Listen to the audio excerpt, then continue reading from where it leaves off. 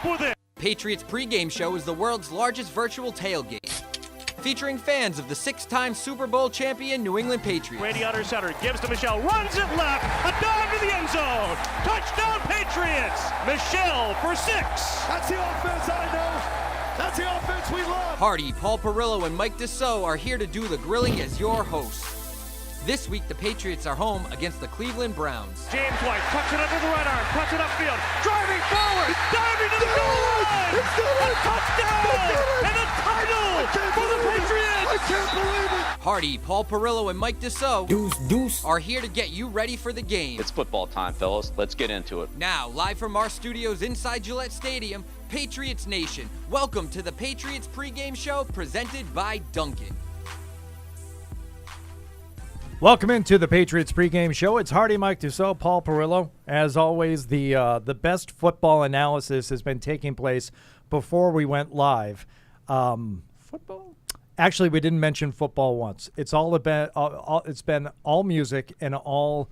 I think top of mind because of today's opponent, Cleveland Rock and Roll Hall of Fame. Absolutely, got us talking about rock and roll. That's why we weren't talking. That's why we weren't talking about Jaws today. Usually, it's Jaws pregame. Today it was about rock and roll. Right, because normally the Patriots are playing the Nantucket Nancys, and then we end up talking Jaws. Correct, because amity, as you know, means friendship.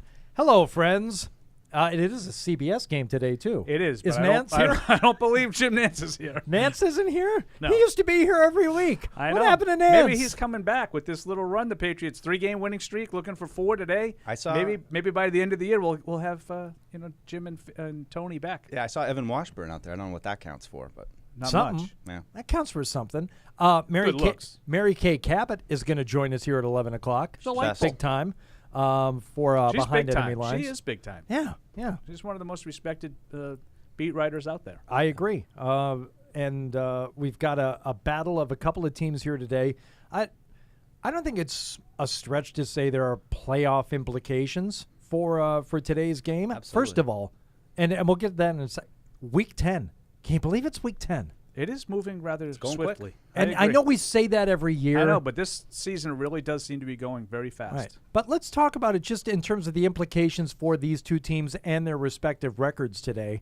Sneaky lot at stake, Deuce. Yes. A lot at stake. And I mean, I think you look at the games over the next few weeks, especially in the AFC. I think they've got a couple games to give, but they've got to get in this. You look at this Cleveland, Atlanta, Indy, that kind of group of, and I'm not including Tennessee really right now or the Bills, but of this group of teams that are all fighting for playoff spots. Atlanta over in the NFC, but it's huge. These are the games, and I think the Patriots have put themselves in this position with 3 straight wins, and they got to keep it rolling. But Cleveland feeling real good about themselves. Obviously, huge injuries to I guess COVID situation to talk about, but shorthand in their chances. They feel good. They had a big win last week. We'll see what they bring in here. I think it's just two teams that are kind of at similar places right now, and one's going to win, one's going to lose, and the results and the impact will definitely be felt at the end. Yeah, I think Mike is absolutely right. It's a 2-game swing either way, and you have one of those already in hand with the Chargers win, which was enormous for that reason. It gave you a chance to not only win the game but hold a tiebreaker down the road and another conference win. I'm not a huge proponent, as you guys know, of the numbers in terms of the football indexes and whatnot and the percentages, because I think that they take into consideration assumptions. But the assumption on this, from a win or a loss for both teams, is enormous. The swing percentage of making the playoffs for both teams with a win is a good 50 percentage points higher than with a loss. So. Yeah, everybody understands the magnitude of this one. Just to back you up, Paul, 538 just came across my timeline from Ryan Spagnoli putting it up there. Patriots win, 68% chance. He's got to get his little plugs in if they for lose, his blogger buddies. 32. If they lose, 32%. So it's those numbers fluid. Give those 68% playoff chance if they win, 32 if they lose. So big swing. Big swing. Huge. So almost 40. I exaggerated a little bit. I thought 50 sounded high, but I wasn't going to say anything. No, I know. And I appreciate that, Hardy. In the ballpark. We're off to a really nice start, a very cordial start for you and I today. Except and I think you nice. had a strong open today, too, with that Rock and Roll Hall of Fame. Except for the yelling back and forth about the police and Kiss and who's good, Rush. who's I not. don't recall yelling about Kiss. No, I yelled about Kiss. Yeah, you yelled at Morrell, not me, so I had no problem with that. I'm not yelling at Matt. I need him to press the button. I need him to press the button that will begin the keys to the game. You pay me. Why did you leave the keys up on the table? You wanted to. You've waited all week for it. The whole team's in the locker room right now, just listening to this, waiting to hear what you're going to say. Without these keys, the Patriots are destined and doomed to fail. Here are Hardy, Paul, and Mike's keys to the game. Why did I steal your key to the game also? You have the key. You have the right one. Keys to the game brought to you by Mike, Paul, and me, Hardy. Without these keys, the Patriots will not win today, and they will drop down into the 30-something chance to make the playoffs.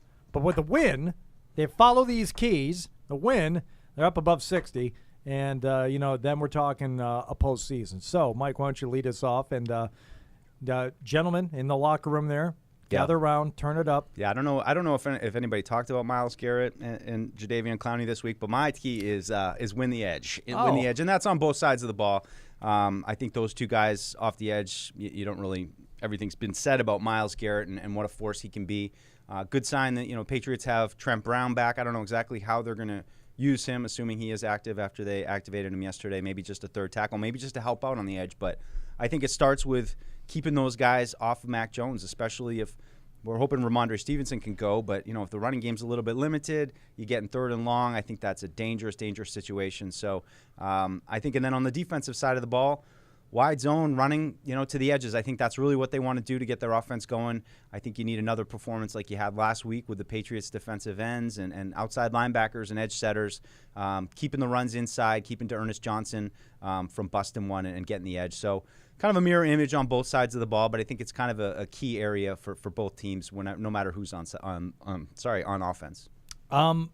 Myles Garrett is one of those players that makes this game kind of difficult to watch as a Patriots fan because Hold your breath. But who doesn't like that guy? I mean, don't you love watching him play? That quarterback from the Steelers I probably don't doesn't think Mason like him. Rudolph is a big fan. You know what? Mason Rudolph, I think he probably had it coming.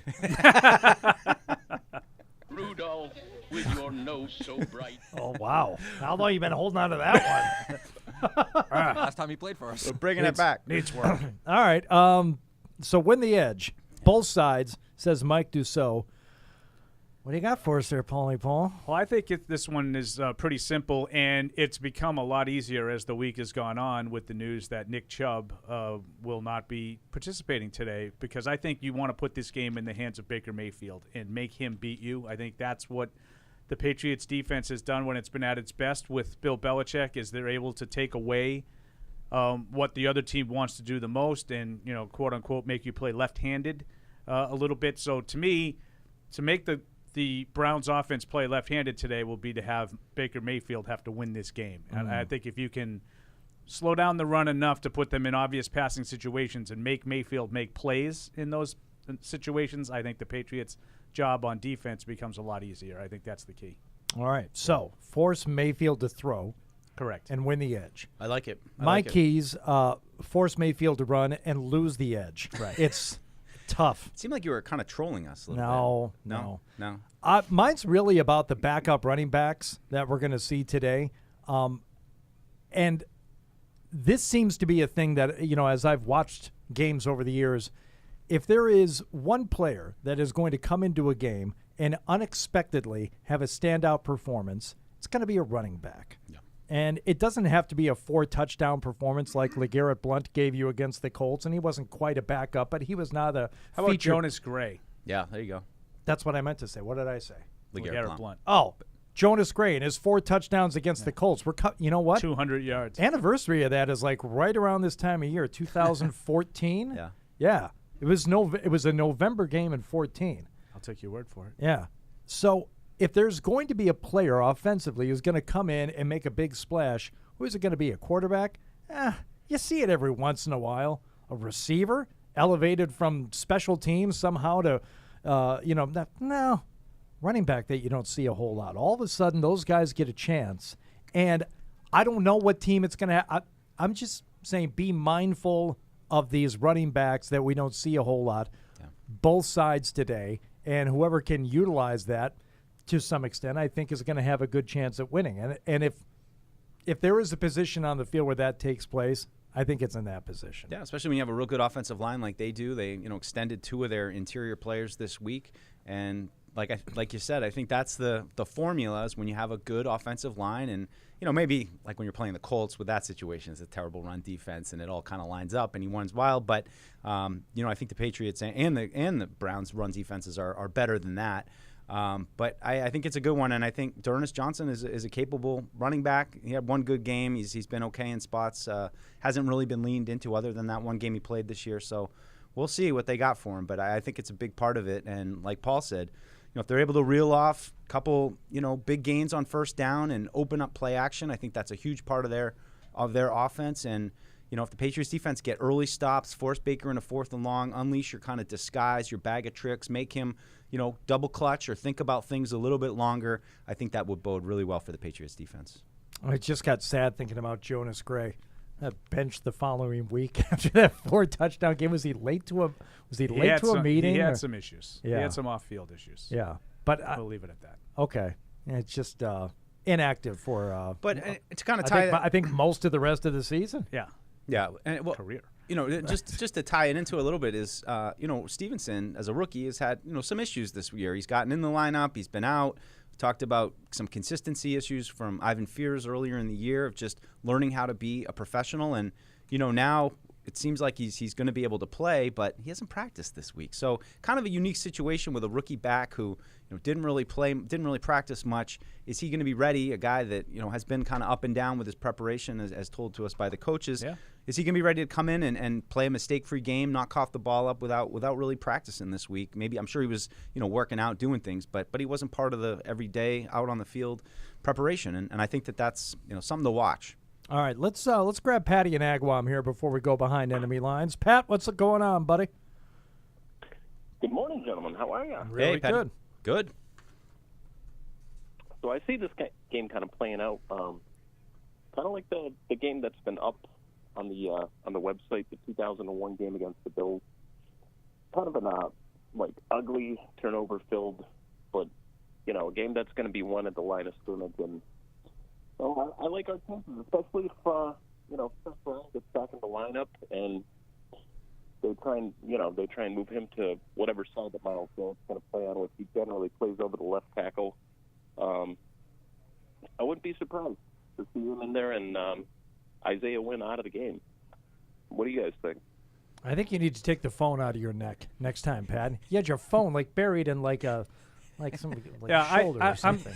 This will be one of those days that we'll be really watching Twitter to see what the lineups look like. I think it could be anything. I don't have a feel for exactly what the offensive line will be. I don't even know if Trent Brown will be starting.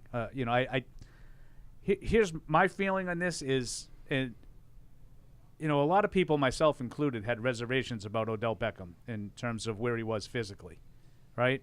Obviously he signed with the Rams, so we don't have to worry about that anymore here. But I felt like a lot of people were sort of no on Beckham because we haven't really seen him physically be able to play. Well, Trent Brown hasn't done a thing since the 7th play of the season. And people are just really ready to just insert him at left tackle and get Isaiah Wynn out of there.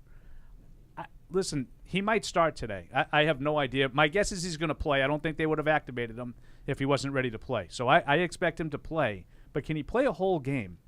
And then if he plays a whole game, do you think he could do it again next week? Because I don't think he can. I don't have a lot of confidence in Trent Brown holding up over the last 8 weeks of the season here. Will he play? Yeah. He's going to get in there, and that's good because they need some depth. Yep. We've seen the tackles be a problem periodically. Now you can have one go down and still have a starting caliber player in Trent Brown. I don't know what they're going to do with him. I don't know where he's going to go, and I don't know exactly if he goes to left. If he goes to left tackle, I don't know if that means Wynn goes to the bench or he goes to left guard. My guess is he goes to the bench, and Ted Karras stays at left guard. But I don't have any idea. If I had to bet, I would think they're going to ease him in today as a third tackle. Maybe put him next to Wynn, or maybe put him next to Unwenyu in certain situations when they want to try to really take those edges out of the game. But I agree, it's kind of a good problem to have right now. I think Wynn has definitely had a target on his back since the start of the season, but I think he's been better in recent weeks. So we'll see. I would think he's going to get a little action, but I would be surprised to see him start at one of the 2 tackle spots today. All right, Mary Kay Cabot is ready for us, so let's go behind enemy lines. Here we go. You know the view from New England. We go behind enemy lines. But what about the view from the other side? Well, I'm doing great, even though I miss being there with you guys. And that's why you're our favorite pregame show guest every year. You guys know you tell everybody that. Time now to go behind enemy lines. My God, it's coming right for us. Mary Kay Cabot of Cleveland.com and The Plain Dealer. I would give out your Twitter handle, Mary Kay, but seeing how everyone already follows you, I don't think that's going to be necessary today. So welcome into the show with Hardy and Mike and Paul. Good to talk to you. Great to be here, guys. Hey, Mary Kay, just wanted to start off the top with, obviously Nick Chubb not playing today. What does that mean for the offense? And, how do you see Baker kind of handling that with more on his plate with those guys out at running back? Well, first of all, the Browns are built to run the ball regardless of who's back there. Now, Nick Chubb obviously is special, but look what happened to Dearness Johnson when he got an opportunity to make his first NFL start a couple of weeks ago against the Broncos. He rushed for 146 yards on 22 carries and a touchdown behind this mammoth, jumbo, very highly paid offensive line. So you cannot discount the running game just because Nick's not there and Kareem's not there and even John Kelly is not there. You still have to worry about Dearness Johnson, and I know that Bill Belichick has plans for that. As far as Baker Mayfield is concerned, Baker has struggled a little bit with the long ball this year. That's in part because he and Odell Beckham Jr. they weren't connecting. But he hasn't been connecting well with a number of other guys either. He and Jarvis have been a little bit off. He and Rashard Higgins have been a little off. Same with Austin Hooper. So I'm sure that Bill Belichick will try to have that passing defense seize the moment. I mean, I think one of the key stats to look at today, obviously, is the fact that the Patriots have 13 interceptions, which leads the NFL. Top 5 from J.C. Jackson. Baker's going to have to be aware of that. He's only thrown 3 interceptions this season, but it's almost to a fault. It's almost like the gunslinger has been taken out of him a little bit, and they need to put it back in. You brought up Beckham a little bit there, Mary Kay, and I'm just interested to hear your thoughts on his departure, and if you feel like it has been a positive. Obviously, you can look at the results last week and sort of say that it was a welcome, a welcome subtraction. Let's put it. Has the team really played like that? Do you feel like that around the team, like they're sort of happy to be rid of him? Well, you know what? Let's put it this way: the players. Odell Beckham Jr.'s teammates loved him. He is a team guy. Teammates love him. He bestows gifts on guys. He gives tips. He takes young guys under his wing. So the notion that he was some kind of a cancer in the locker room, that's just completely erroneous and needs to be dispelled. Guys love Odell Beckham Jr. just the way fans do. So it really wasn't that. It was really just a disconnect between Baker Mayfield and Odell, and those guys actually became friends. They were playing Call of Duty like 2 weeks ago. So, no, this is not that kind of a situation. Those two guys did not connect on the field, and Baker's camp, Odell's camp, they had enough. When Odell got one target for 6 yards in a 15-10 loss to the Pittsburgh Steelers, that was it. It was game over. They wanted out. That was the last straw. It wasn't even a request. I mean, it was more than that, and there was just no going back. Mary Kay, I know I think it was you who I read that earlier this week, and you just reiterated it, that, he was loved by his teammates, and apparently the same holds true for his time in New York, which is, I don't know if that speaks to how good of a guy he is, aside from the, seemingly demanding the ball and wanting more catches, or if it's just indicative of the culture in a lot of NFL locker rooms where, we see it as one way, but for the players, they're like, no, we kind of respect guys who put their hands up. I agree. They're two different things. Yeah, and say, no, I'm a squeaky wheel over here. And I think other players, maybe even younger players, look at that and say, that's a guy that I can get behind. That's a guy that I respect because he's not afraid to stick up for himself. Well, I mean, what receiver what self-respecting receiver doesn't want the football more, right? I mean, covering the NFL for so many years, most of the guys with the really super flamboyant personalities are the receivers. And they want the football. That's what they work all year round to do. Odell had come back from a torn ACL. He was excited about the season. He wanted to contribute. And this is a stat that I think will help put this into perspective for you. On 4 occasions in his 6 games, he had yardage production in the 20s or less. That 4 times in 6 occasions. That happened only 3 times in 59 games for him in New York. Okay, so it just wasn't happening here. And it got to the point when he had 20 yards again in a 47-42 loss to the Chargers. I watched him just sit on the bench after the game for a long time, just sitting there. And I kind of knew it was over then. I mean, you could just tell, he was like, this is not working. And sometimes 2 parties are just better off apart. And I think that's the case here. We talked plenty about Myles Garrett this week, Mary Kay. I want to ask you, though, about the Cleveland secondary. I mean, between Denzel Ward, we saw the long interception return he had. Greg Newsome, the rookie, seems to be coming on. It seems like they've got some good young players that they're really starting to develop there in the secondary. Yeah, people were kind of freaking out about this defense early on in the season and wondering if Joe Woods, the defensive coordinator, should be on the hot seat. And people just needed to have patience. This was a collection of talented players that needed to learn to play together, to come together, and most importantly, to get healthy. And that's happening now, and this is going to be a really, really good Cleveland Browns defense, one that Browns fans can be proud of. It's going to be the dogs like it used to be back in the day. These guys are good, and as you mentioned, the secondary, there are some tremendous players in that secondary, and, they showed up in that Bengals game and really shut down Joe Burrow and Jamar Chase. These guys are going to have something in store today for the rookie quarterback. Myles Garrett is just in some ways unstoppable this season, and they're going to try to make life really, really hard on the rookie and give him a very rude welcome to the NFL. We talked a little earlier about the situation with the Patriots trying to put this game on Baker Mayfield and using their secondary to go against Mayfield. Can the Browns win today, Mary Kay, if it has to be about Mayfield and not necessarily a productive running game? Well, it sort of depends on which Mayfield you get. And this season, Browns fans really haven't seen, as I mentioned before, that really aggressive, gun-slinging Baker Mayfield guy that they have known since he came here in 2018, his rookie year. So, you just never really know.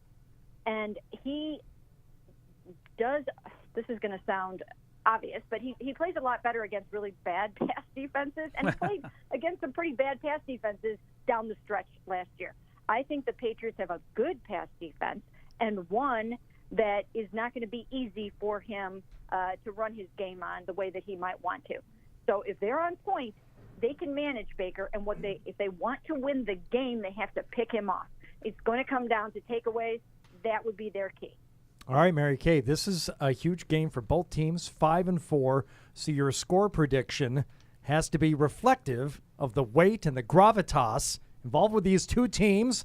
Playoff hopes hang in the balance. What is your score prediction for the game? I just have a feeling, as I mentioned before, that the Browns defense is going to come through today. And, without Damian Harris being in there for the Patriots, I think that's going to hurt. So I actually think the Browns defense is going to kind of smother the Patriots offense a little bit. And, I see the Browns winning somewhere around 23-21, 23-20, something like that. I hate when we have a guest on like that who lays it out in a way that, yeah, I could actually see that happening. It does, yeah. That's the kind of game I think we all kind of see unfolding, absolutely.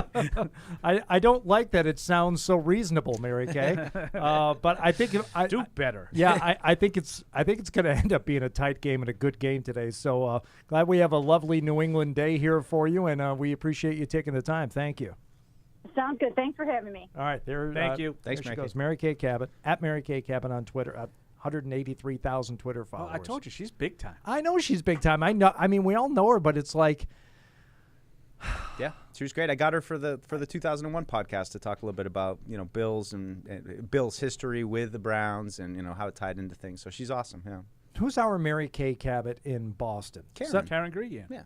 No, but somebody does Karen have that same? It doesn't have to be a woman. Someone who it's like everybody knows their name outside, like NFL fans know Mary Kay Cabot outside of Cleveland. Okay, we might not have those guys. Mike Reese, Tom Curran, those guys have been around for a long time, and I think that most people know them nationally. I think Mike, it would have been like Kevin Mannix, Ron Borges, those guys in the past, but they're now moved on. Paul Perillo to bigger things. No one knows that. The only I won't be so self-deprecating. I will say that the people that do what we do around the league know me. Yes, they know us. They know you. They know me. They're getting to know Mike. I'm kind of a big deal. Yeah. No one knows me. Yeah, I didn't want to get into like a big thing on the whole Odell Beckham thing, but I think, Hardy, you brought up a good point. That's two different things. I have no doubt that his teammates love him. Like, sometimes guys have to go. Like, Cam Newton had to go. Yeah. His teammates love him. Yep.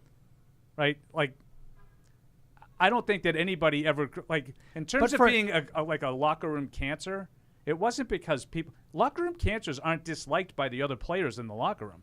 Locker room cancers are disruptive to the team's winning. And I think that's what Odell Beckham was, because just like Mary Kay said, in a game that they scored 42 points, he's pouting on the bench that he's not getting his. That's a problem. That makes you a cancer. Like, you don't care that your offense is lighting it up because you weren't part of it. Yeah.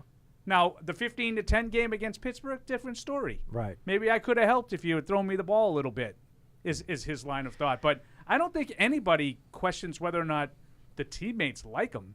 And in particular in Cleveland, Jarvis Landry is one of his best friends from college. Like, it doesn't surprise me at all that the Browns players themselves really liked him. Yeah. But he was a pain to Baker Mayfield. Even though they liked each other off the field, it was a problem for Mayfield worrying about, do I get him the ball enough? Yeah. Right. Well, it was funny just how much of the conversation it dominated this past week. And, when the announcement came, which I think in true, like, as Mary Kay has said, as we've all said, as Felger has been his mantra for years, the diva wide receiver has to make it about him. The Rams announced it and then had to pull the announcement back because from what it sounds like, it was from Odell. Like, no, I haven't quite made up my mind on this one yet. Really wanted to stretch out this, almost turned it into a mini decision. Yeah, I was really glad that I was not part, because Mike will tell you, like, Mike and I were basically on call all week. Like waiting to do a YouTube. Like, if it happens, if the Patriots sign him, we need to do X, Y, and Z. Sure. Right? Which is, I'm not like upset about that. That's our job. That's what we do. That's, the juice of the job. Like, when you have something that's sort of newsworthy, you want to make sure you're ready to go. That's not but it was like this whole, like, okay, it's going to happen on Monday. Oh, okay, no, it's not going to happen on Tuesday. It's going to happen on Wednesday. Oh, now he's going to, like, wait until after. It's just like, when is this going to happen? Like, it's one thing to be on call and then it happens and you do it. It's another thing, it's like 1 day, 2 days, 3 days. Now it looks like it was going to be through the weekend. So finally, Mike sends me a text Thursday afternoon. I'm at my son's football game. And he says, OBJ to the Rams. I'm like, oh, thank God. And I didn't really hear the rest of this. You missed out on the whole back and forth? The whole back and forth, which to me was all about, he clearly promised, like, a specific writer that he would give him or her the story first. I know Kim Jones was very much involved with the whole, he's going to wait till after Sunday. This is no doubt in my mind that he promised somebody that he would go to them first, and then Adam Schefter found out. And the cat was out of the bag, and then he had to come with this fakakta. No, I'm still weighing some of my options. No, he wasn't. Yeah. It was done. It was funny just watching that transpire while here and, watching the Rams announce it and then, talking to the social media people here that were imagining, oh, no, now we got to pull it back. There's conflicting reports. It's just it's kind of our nightmare of posting something where you feel like, maybe you weren't supposed to. And it wasn't even like a report thing. So just watching them kind of go through it, I think Charles Robinson tweeted, like, this all feels very on brand, and it very much was with OBJ right down to the end of how that all came about. And the Rams are in pretty good shape to begin with, so it's not like their season hinges on whether or not they were going to get Odell Beckham Jr. But for anybody who was hesitant about, what he was going to be like and just a guy to root for and how he was going to affect the team. It already started. Yeah. It already started. Yep. So. And then, to make matters worse for the Rams themselves, to lose Robert Woods in practice on Friday now kind of ups the need for Beckham, which is that's not the situation you want to be in. Right. Just like that. The next day, all of a sudden, it all changes. Their best, receiver. I mean, Cooper Kupp, obviously, their best receiver, but I think Woods is a hugely important part of that team, that offense, complementary piece. OBJ is going to have to step up a little bit. Los Angeles Rams. Wow. That's a good one. I know you've played it before, but it still kind of snaps you. One more time. Los Angeles Rams. Rams. So good. Tony in Canada joining us now on the Patriots Pregame Show, fueled by Dunkin. What's up, Tony? Hey, guys. Happy Football Sunday. Same to you. Yeah. Yeah, wow, this is a big week. With I have to tell you, I'm a little bit worried, to be honest with you, but 2 games in 1 week, this could either make us or break us for the season in terms of making the playoffs. Oh, absolutely. Yeah. But the short week is a big component in this, and it's a big factor for the Patriots. And look, if you're going to prove yourself as a worthy team to be talking about for the rest of the season and to have playoff implications, these are the types of weeks that really show who you are. Okay, you've got a tough opponent in here. You're coming off your best win of the season, and even today, if they were to get another win, I still think the win against the Chargers is the better of the 2 wins. Yeah, well, considering who's available and all that, yeah. Right. And depending on what it looks like and all that, I think they could go out and this smoke would be them. a win today would be just like the Chargers, and I would agree with you, like at LA as opposed to home, but 2 really good wins. Those 2 teams played each other to a 47-42 game, so they're obviously both really good. But without the Chargers win, we're not talking about the importance of this win. Not to the same extent. It would be a desperation kind of thing. You're trying to salvage it. Yeah. This is it. This is the season, whether or not you're going to have a season. Now we're talking about But they can lose today and it's not over, to your point, whereas they were chasing if they lost to the Chargers. Yeah, but so I'm sorry. I don't want to leave Tony on for too long. But Tony, would you be content with a split of these 2 games over the next 5 days? That's a really good question. It depends on how we would fare against the Bills with that doubleheader and Miami if we're going to make the playoffs. Yeah, I would take a split in a heartbeat. I take the split this week. Tony, thanks for the call. I think they have buddy. a chance to win both. I think they have a strong chance to win both. But I would both take, are going to be tough. But I would take a split, and I don't think that a split really kills you. Yeah, I think it could look different for me because I think offensively, to put together a game today that's clean against a good defense, not really missing anybody. I mean, I know Myles Garrett was a little banged up this week, but I think they've got some steps to make on offense. So I think there's something to prove there a little bit that they can go against. And Mary Kay talked about it. She thinks their defense and their secondary are going to have something for Mac Jones, and I think there's going to be pressure on him today. I think there's going to be pressure on the Patriots' passing game, getting the ball out quick, trying to mitigate that pass rush off the edges, and make up for some of the shortness that they have with the running backs. And so I think it's a big game for the offense today to kind of show some strides, at least stop with the slow start, penalties, turnovers. If they can do that, I think they'll be okay, but I'd love to see them maybe take a step forward in a positive way. So you know what I tried to do, Hardy? I don't know if you heard this. You could stop me if you've heard a little of this at all at various points of the season, but especially Stop me recently. if you think that you've heard this one before. The comparisons between the current Patriots and the 2001 version. I'm not sure. I don't know if you've heard any of that. Oh, Bill Simmons. Okay, so that enough said. Yeah, enough said. he was goofing on our show because we were goofing on him for calling on the midday shows, like the podcast. The podcast and Boston sports radio is just terrible across the board. Just throwing gasoline on everything. Everything's the worst. Everything's the best. And I said that's someone who doesn't listen to Boston sports radio. What's that? It's like you're Bill Simmons. Like you don't understand. Like what the sports. Yes, you understand. He was born in it. Don't. But yes, he said. I said it was 2001-ish. I'm like, okay, no, still no. Still going to goof on it. Go ahead, Paul. And so here's an element, and I have been obviously reluctant to embrace the 2001 thing for a lot of different reasons. But here's one that I can tell you that I sort of envisioned this week. And Mac has sort of been blah the last couple of weeks. Yeah. Right? To the point where even Josh was talking about, him kind of, fighting through. He went through a lull there in the Chargers game, I think. Yep. He talked about it. So not that I think people are necessarily questioning Mac Jones, but I think they're wondering if maybe he's leveled off a little bit. I think plateaued was the word that the big boy used on Tuesday, Greg Bedard on Felger and Maz. So with that coming up, I remember back to coming off of the Rams game in 2001 to make them 5-5.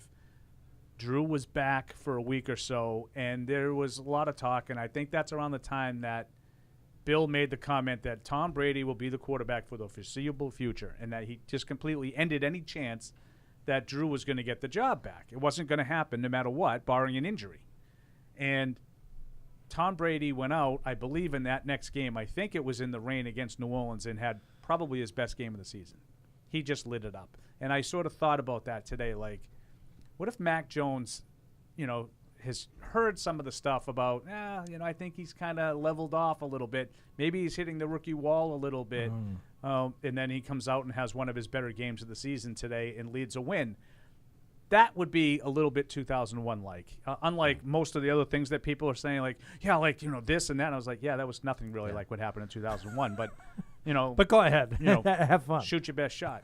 Just some things developing maybe to keep an eye on and discuss a little bit. Mark Daniels reporting Trent Brown not currently warming up. That was 4 minutes ago. Looks like N'Keal Harry is warming up, but Devin Asiasi is loosening up. We said, Matt Lacoste was activated off of the practice squad. So what's going on with the tight ends? Seems like a lot of tight ends either going to be active. Is one of the tight ends going to be inactive that we weren't expecting? Maybe Jonnu Smith, who's been fighting some injuries. I think some speculation of maybe we'd see some of Jonnu in the backfield today a little bit as a way to fill in some of the gap. I loved that Reese stole our thing, because it made a lot of sense. Yeah. Just that. So is maybe if he's going to play some running back, do they want to have Lacoste and Asiasi as well as Hunter Henry in there? Something brewing in there with all these tight ends. And then, you love Mike, because Mike even takes it a step further. Lacoste has experience as one of the protectors in the punt team. Oh, no. And Jamie Collins is out. That's a role that he normally all right, there you go. That's a role that he's normally a part of, evidently. And I never, you never question Matt Morrell and his rap. Yes. How should we call it? Acumen? Knowledge, acumen. Perfect word. Great. You're just every once in a while. You're really on it. His rap acumen. I would never question Mike Reese when he's talking about the core four special teams. This is what they were hoping. Because Mike has that stuff, and there's nobody. It's a close. Bill Belichick would be hard pressed to give you the depth chart on the core four special teams the way that Mike is capable of. Yeah. So Tim Tebow had experience as a punt protector too. I don't know. I guess it all probably. Yeah, I don't just mean the punt protector. And on that, he's one of the 11 guys on that. Well, it's a fifth of the game. It's fifth of the game. Is that how much it is? No. Sixth of the game? Maybe. Other than it's a third of the game. Went from it's a third of the game. It's a third of the game, and then I went. Just because you say three things does not make it a third. I was really annoyed. You know how I get, right? With Fred. No. So it was one of those. He kept saying, it's a big part of it. So I went over and I was like, well, okay. Well, here's all the kickoffs that were touchbacks this week. Not one single kickoff return. And the Patriots punted twice, and the other team punted once. So that's basically 3 plays. Because I'm sorry, I'm not counting field goals and PATs. Those aren't special teams. 3 plays out of 162. Right. Oh God. Is that a third? I don't do math. It's and Fred shy of 33%. Just under. Oh, that's just great. Under. Wow, you brought up a lot of good stuff there that I want to get to. So put these in the hopper. In terms of Patriots receivers, it got mentioned here in passing. It's something I had in my head I wanted to bring up today. I want you guys to think about it. Who's the Patriots' best receiver right now in terms of both talent and production? This is an argument we've been having on the Sports Up here for a couple of weeks. In terms of talent and production, versus, I'll give you the first shot. Are we letting it marinate, or are we? Oh, I want you to ruminate on this. Okay, because I have a pick. I will say that. But it doesn't have to be the same guy. Best receiver, talent, and/or production. Okay, so be thinking about that. And with regard to Trent Brown, when he was out there practicing, I think it was Alex Barth who was, who does stuff for the sports. He said, well, okay, that opens the 3-week window. They have to do something.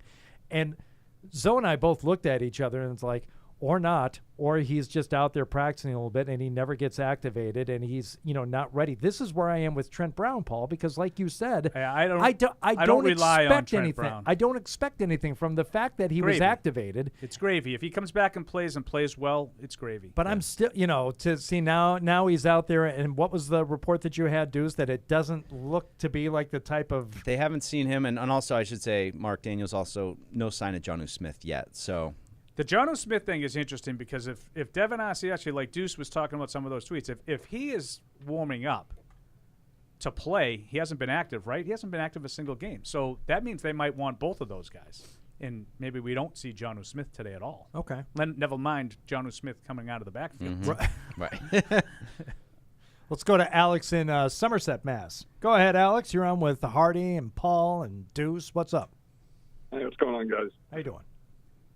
So earlier in the week, Paul on Patriots Unfiltered was bringing up that Belichick has a bias against young players and that he really prefers veterans. I was just wondering if there's specific examples, because to me, it's the complete opposite. He played undrafted free agents, J.C. Jackson, Miles Bryant, Malcolm Butler. Through the years, I can name countless guys.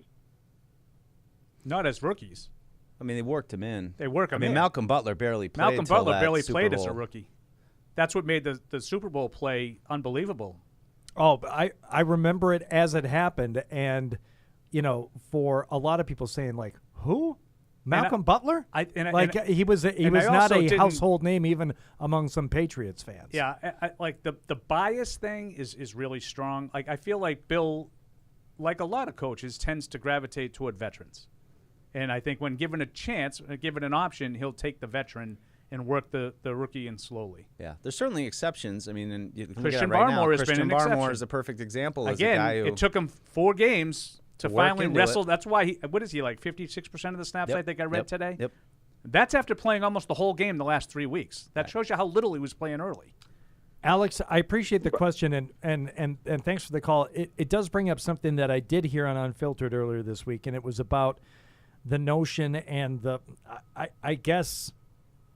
As evidence will show you, the very real situation with rookies and how they have this faltering point after a certain time in the season. I think you and Eric were talking the about rookie it. wall. It's absolutely a real thing. Yeah, and it just gets to a point where it is something that happens to rookies in general, but to a rookie quarterback who has, forget about the physical toll, and he did take a beating, especially in the first few weeks.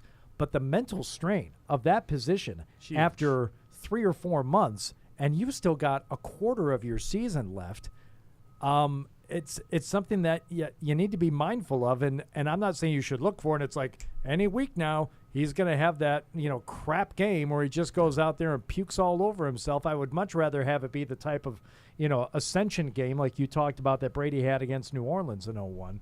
But yeah, I agree.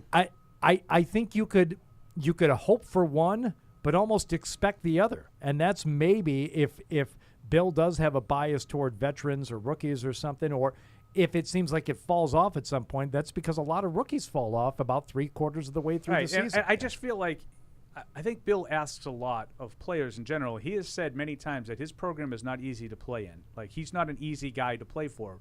Part of the reason is a question that Mike asked him on Friday about his propensity to be a game plan oriented coach. He changes things up all the time.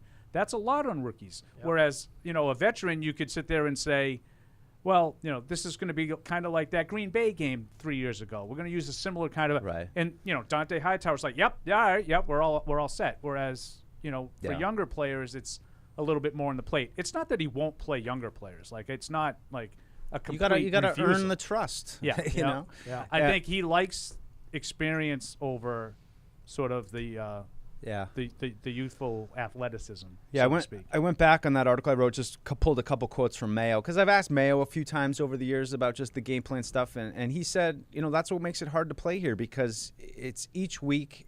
Yeah, we might say, hey, we're going to use that from a few weeks ago, but essentially each week it's a new game plan. It's a whole new thing that you have to attack, and I can only imagine for Mac Jones as a rookie quarterback to go from winning the national championship to the Senior Bowl to the draft process, the draft, rookie minicamp, OTA. I mean, he has just been right in it ever since, really, since the beginning of Alabama's season last year, if you want to be honest about it. So got to be a lot swimming in his brain. I think that in a perfect world, though, if they are able to get a little production out of the run game today, that the quick passing game is something that he's always shown a propensity for. And if the game plan leans into that, I think that could be good. Okay, we do have the inactive list complete here for the Patriots. Shaun Wade, Ronnie Perkins, Jonnu Smith, Yasir Durant, Damian Harris, Jarrett Stidham, and Gunnar Olszewski.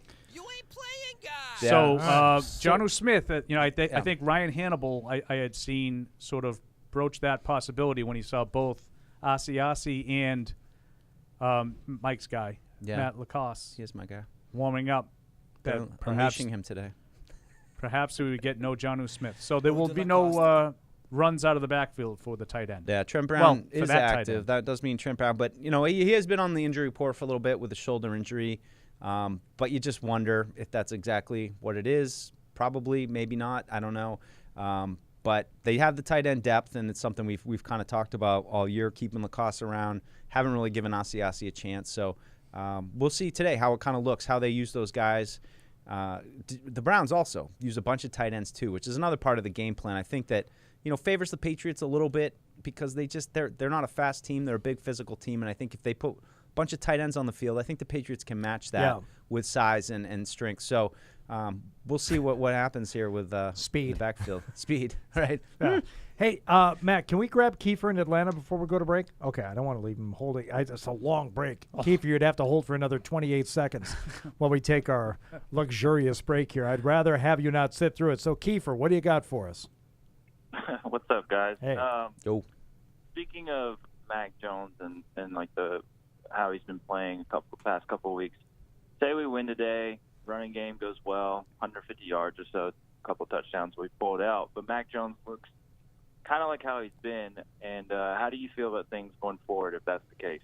All right, this, I think, goes back to the great question, Kiefer, by the way. Thank you for calling. Goes back to the whole notion that he has plateaued, and I have that as a jumping-off point for when we come back, because I know Big Boy said it, Greg Bedard, Boston Sports Journal, and I think I don't want to get into a semantics argument, but I think there is a difference between plateauing and leveling off and what can we expect down the road. We should bring Fred in for this because that would be a perfect Fred argument. It would. Plateauing, leveling off. Yeah. Meanest thing you've said to me in months, and you've said horribly mean things. I'm just talking about an argument. But you compared the point that you think I'm going to make to a point that Fred would make, and you don't mean that as a compliment. No. Misunderstood. Just a semantics argument with Fred. Could have been about anything. It could have been anything. I'm still taking it as an insult, Good. And I'm insulted. Not meant to be an insult at all. And I'm going to break as soon as I tell you about Bose, who are proud to be the official sound and official headphones of the New England Patriots and the NFL. Bose Quiet Comfort Earbuds. Rule the quiet. Learn more at Bose.com. TouchView Interactive is here to support your hybrid learning, distance learning, and video conferencing needs with easy-to-use tools that allow end users to collaborate, interact, and present seamlessly. TouchView Interactive offers a comprehensive line of accessories and software to support your audio-visual needs. Outfit your classrooms and presentation spaces with the future of interactive display technology. Visit touchview.com for more info. Offered by the Oakers Company, celebrating 100 years of service and support.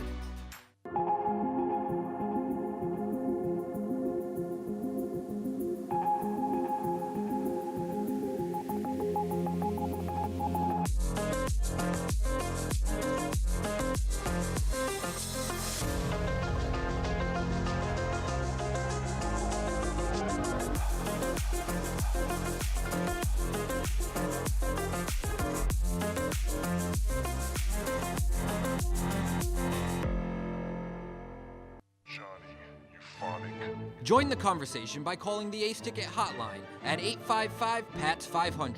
or email the show at webradio@patriots.com. Wow. I hope I get to see Fred Kirsch. And OBJ. What a strange thing to hope for. Live from our studios inside Gillette Stadium, here's Hardy.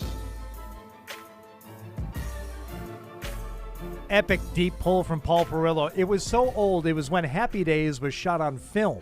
It was before like the... and welcome back to the Patriots Pregame Show, fueled by Dunkin. We're going to try and talk some football later on. But just for this moment here, Deuce, as a showbiz guy, worked in Hollywood, sure. right?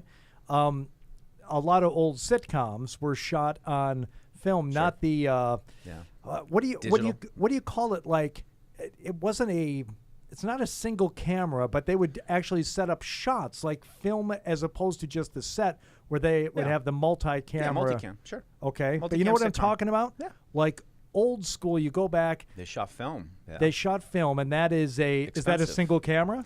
No, I mean it would be all film at the same time. I'm not sure exactly. Now it's all connected, and just you're able to line everything up, and you just switch between them. I'm not sure how they did it back in the day when I they bet shot it was on a single film. camera, and they would do like the scene twice. But then like you remember certain ABC family sitcoms, like I don't know, Family Matters, things like. All of a sudden they started shooting them on video, which is way cheaper, and it just made more sense financially than shooting. Especially comedies where you want to do multiple takes of things and let people, when you're on shooting film, it's, dollars just going right through it. So, that's. And something I think we can save for the post-game show after the Atlanta game when we're real punchy. Whatever happened to Chuck?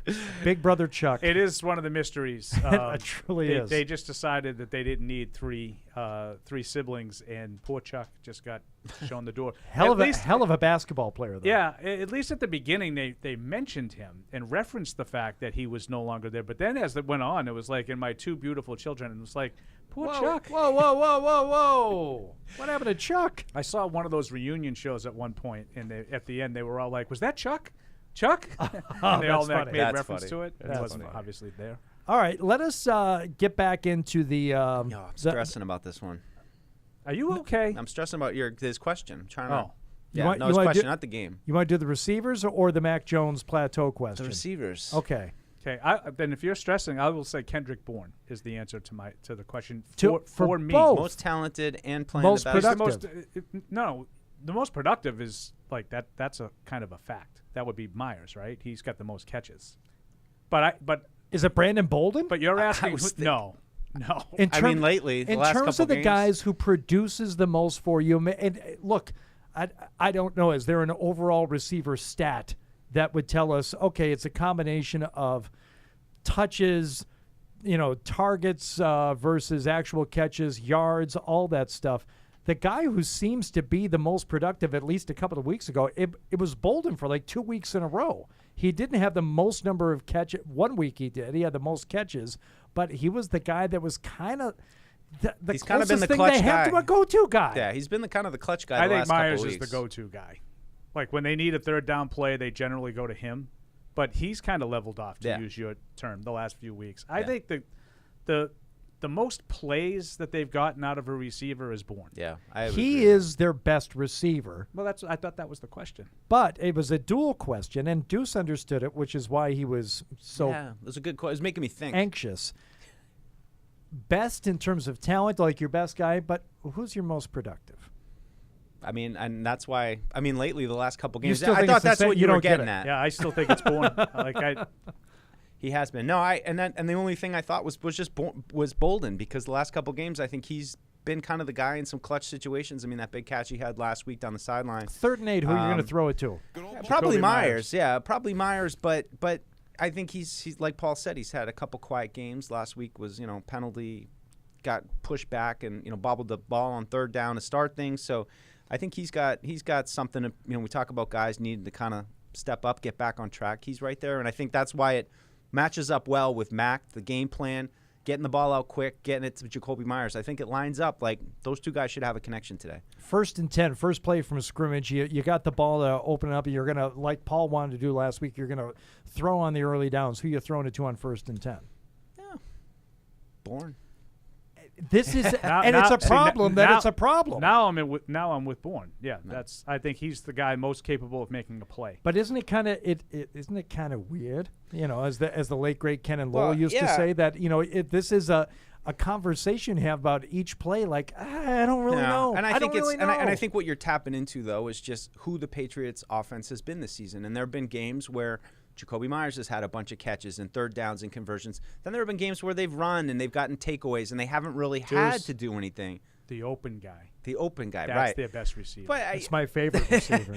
I mean, in a perfect world, you're saying that that's great. They're spreading the ball around, but I think it's been as much about a function of how the game is going, who's playing well, and random guys kind of go up. It's not like they're guess what? We're sorry, Jacoby. It's going to be a quiet week for you. It's just kind of a function of how it's been going. The Panthers decided to use Steph on third downs on Myers. Pretty much took him out of the game. Yeah. Like you don't have a receiver that can just say, "I don't care who you cover me with." Right. I'm going to get open. Like they don't have that. Yeah. So. I think the guy that they look to the most in terms of gotta have it plays is Myers. The guy that I would feel the best about trying to make a play, like with his combination of ability and production, is Bourne. Yeah, it's a good way to put it. And I mean, I think there's something to be said for Hunter Henry too, and just some consistency. Sure. Certainly in red zone, I think he's got 5 touchdowns now. So that was just such a void the last 2 years of having a guy who can just do what he did last week, which is go down into the end zone, turn around, use your body, and catch the ball and score. So. I think it's going to be a big game for him. He's probably going to have to play a lot. They'll probably lean into Hunter Henry too today. Cleveland will be without Greedy Williams today, which is one of their defensive backs. He's good. He's good. They got a bunch of those guys. He's come on a little bit as of late, but he's been banged up, dealing with looks like a nerve issue with his shoulder or something that's been really problematic for him. So he's kind of been a bust because he hasn't played enough. But and is Owosu Koromoa active? He's active. So he's if they activated him, right? They did. He's not on the inactive list. So that's a nice little boost for them. It's Greedy Williams, Richard LeCounte, Tack McKinley, Jamarcus Bradley, Sheldon Day, and Tony Fields. Yeah, he's fast. Owosu Koromoa, rookie. He started off well. Has been injured a little bit and out. But I think he's kind of representative of not just this Browns second level, but what they've seen the last couple of weeks with these last two defenses that are fast. And, you saw Joey Bosa a couple weeks ago off the edge. Now you got Myles Garrett. So I think that there's some similarities in the defenses that they've been facing. And Owosu Koromoa, he's a quick guy. He's going to get to the ball. It's another problem in the run game. Let's go to Will in Philadelphia on our Patriots pregame show. It's fueled by Dunkin. What's up, Will? Hey, how you doing, Hardy? Good. Thanks for calling in. What's up? Okay. I just want to touch about basically what y'all was just talking about as far as Jonnu, the wide receiver position and all. And, I called the fellas on Thursday basically, and it just goes back to what I was saying, though. At what point do you address, the wide receiver position? Jonnu has been a letdown, and we in week 10 now, okay? I mean, at this point, he's been kind of injury prone. His routes are not good coming out of. I don't know what he's doing out there on the field. Nelson Aguilar, I don't know. I'm expecting him. He's supposed to be the number one. I don't know what you're seeing with that. And N'Keal Harry, you want to bring him back next year too? I'm like, are you serious? So this is what I was saying to Paul Mike. Like, at what point, do you address this position and really address it? Like, stop playing around with it. Seriously, stop throwing anything in there because Tom Brady's gone. Well, I don't. But here's we had this call during the week, and the one I totally agree with Will. I don't think they've done a good job, but they have addressed it. They're just not doing it properly. They used a first-round pick a few years ago. They signed 2 free agents that they gave one pretty good money to. They're not doing it. I mean, to Will's point, they're not getting the guys that I think we all want. But when are they going to address it?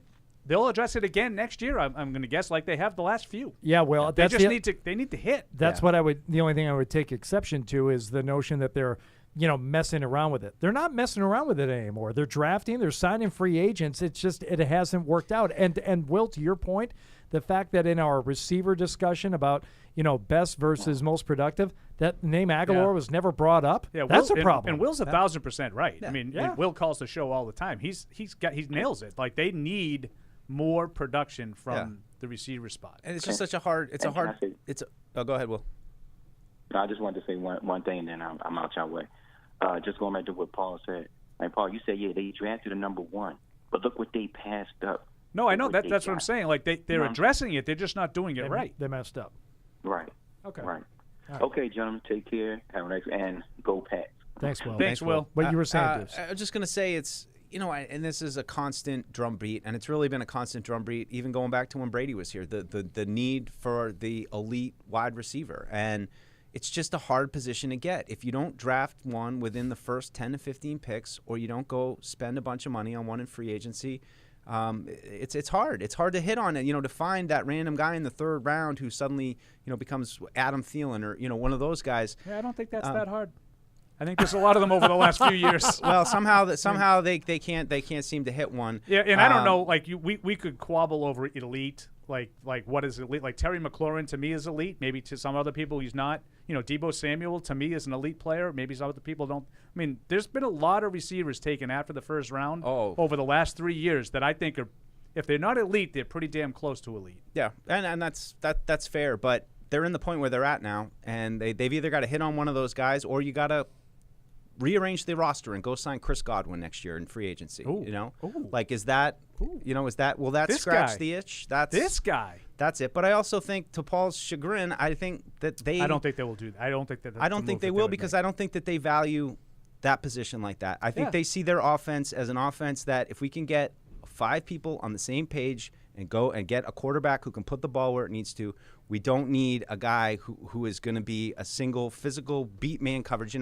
We have guys that when offense that works together, that pulls coverage. I think that's what they believe. I think that's great if Mike is right. We have a quarterback that can get the ball, and I think that worked for 20 years. You didn't need it because you had a guy that didn't matter with Brady. I don't know. I'm like, how much better could Mac Jones be if he didn't have to complete 9 passes on a drive to get points? And maybe could complete 2, and a guy could take a chunk play and make 50 yards on a little, 8-yard slant. So I don't know. Brady didn't need it. Mike is 1,000% right. I watched this offense do it with Wes Welker, and I watched them do it with Troy Brown, and I watched them do it with Julian Edelman, who were really, really good players. But they weren't considered the elite of the game. They weren't Devontae Adams and DeAndre Hopkins. Brady had that once in 2007 with Moss. He didn't have it for the vast majority of the rest of his time here. And it didn't matter. They were still the most productive offense in football. Yeah. I don't know if just anybody can do that. That seems like they're going to try. Well, I'm just happy to have Deuce talking offense for a couple of minutes. Talking about receivers. Offense. Wow. The offense. How about that? All right, Paul's stepping out for his. Now I can tell how I really feel. Right. I love the big D. I was thinking about a song, and maybe I'll have one ready for Thursday. We need a song that we can play now.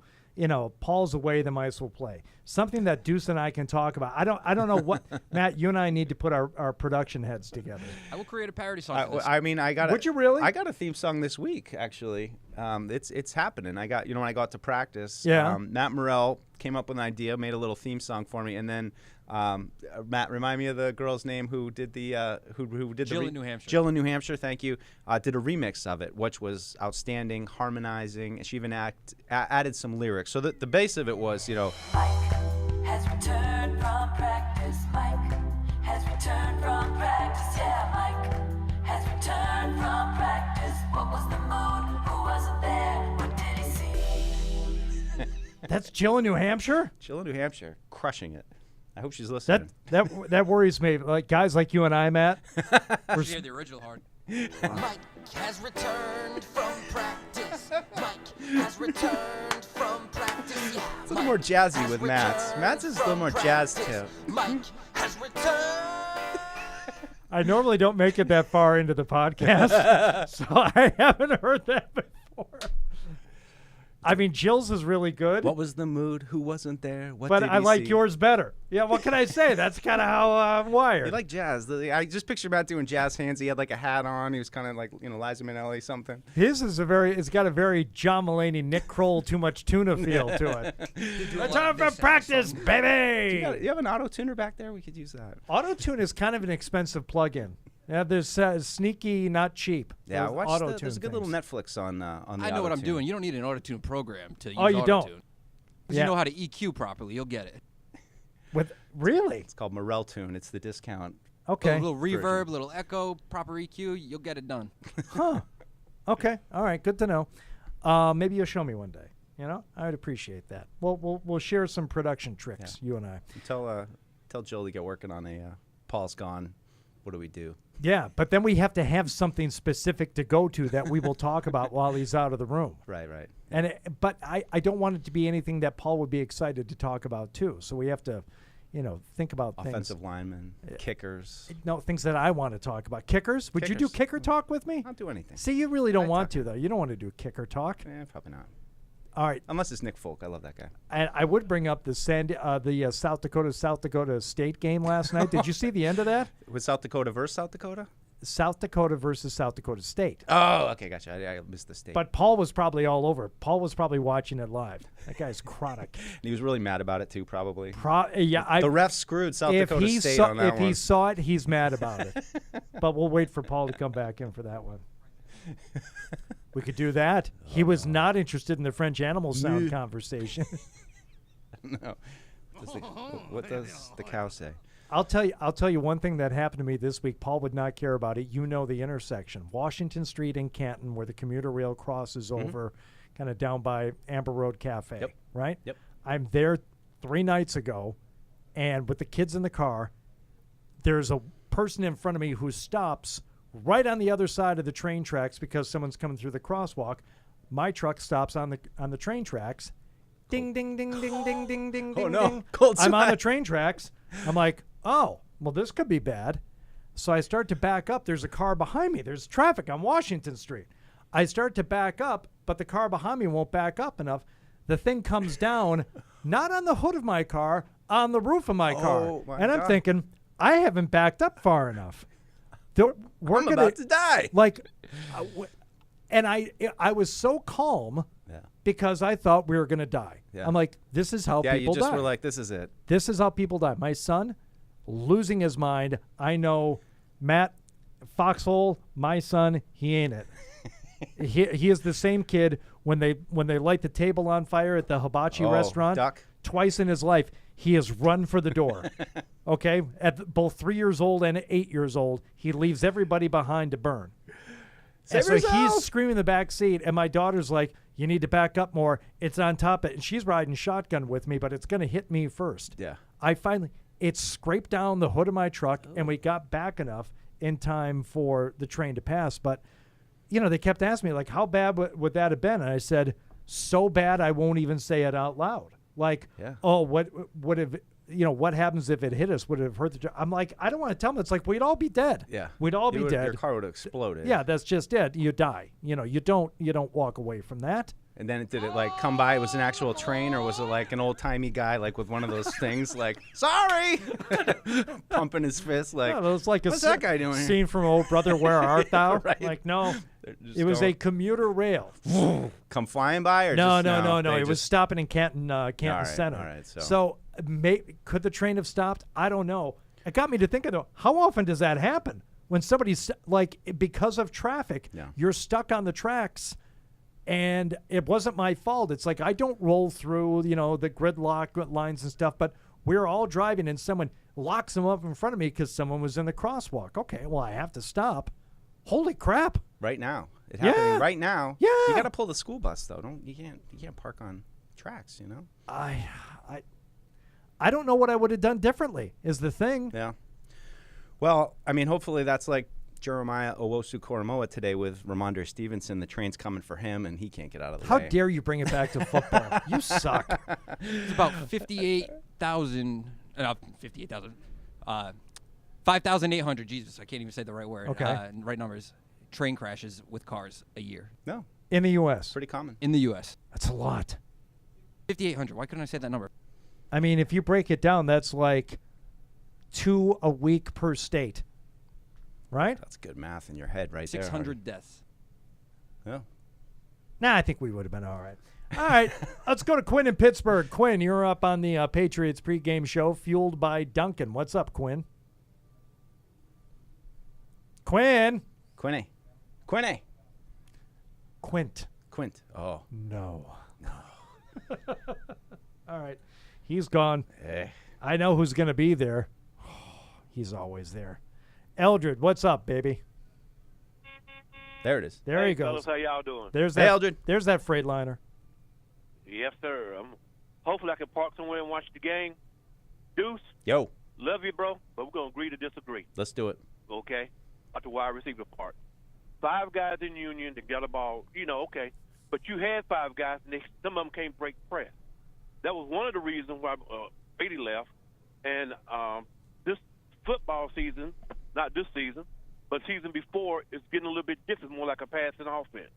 I can't understand is how Bill's coaches that left him became head coaches did the opposite of what Bill did. They went and got best receivers, Hopkins with Bill. Okay, Patricia went and got Slayton and Galloway. Judge went and got the other wide receiver, but he's starting.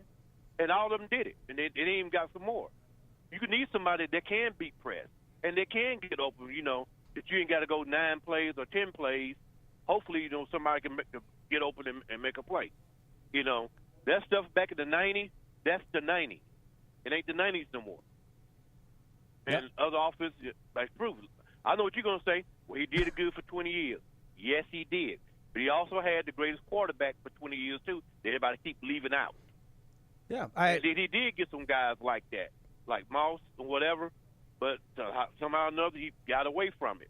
But you got to admit, that year was very impressive. Oh, yeah. More yardage and everything. Yeah, and I'm not saying that, me, Deuce, football analyst, is telling you how to build a football offense.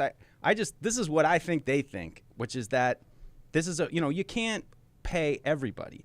And I think in their position, what they look at, and I could be wrong, and I'm not saying this is right, but I think that they look at it as they win with scheme. And, it's just that's 20 years of what they try to do. There's no question they had, Moss and, those guys, you'd love to get them. But I just think that at the end of the day, when you're building a team, you got to look at where are we going to spend, where are we not going to spend. And I think that receiver has always been a position that, if they can get value for it. Yeah, but at the end of the you're day. You're right about that. He won't pay him. Yeah. He won't pay him because he have had them guys in. He had Debo in there. He looked at McCarson. He looked at. He even looked at the guys from the Bills that that Brady won a couple years ago. Yeah. And then go after. Yeah. What kills? He even had him in. No, and it kills me too, Elder, because like you brought up Debo. All over that guy. Like. I know you were. And what bugs me, is not to throw N'Keal Harry into the bus. It's just that I'm like, this isn't their type of guy. This isn't the type of receiver. And, you look at when Debo was playing or A.J. Brown or, those guys, like, these are your guys. Take them. They're there. They're low. It's not like they're first rounders. Low first round at best, but there are guys out there that fit. And, I always bring up kind of Deion Branch of, that kind of guy who's quick, who can play inside, play outside. Maybe it's not in that traditional 6'3", 6'4", just stud Calvin Johnson, Julio Jones, those kind of guys that are usually top 10 picks, but explosive, quick guys, and I can't fault them just because they don't have Tom Brady anymore for trying to do it the same way again. Like it's I think Tom Brady, as special and unique as he was, I think it is a skill set that he has, and I think that's what they're trying to do again, right or wrong. That's what I think. But I'm certainly with you on some of the choices of guys that fit well. I want a DK. Yeah, so I want a DK. I was hard left doing the draft. I told him before the draft, but we got a Harry. Yeah, but I hear you. I think there's certainly. We can disagree on some stuff, but it's. The proof's going to be in the pudding here, and they've got these guys, and how do they continue to build, but. I think today's another example of wide receivers. We got to step up. We got to see some plays out of those guys, and would love to see.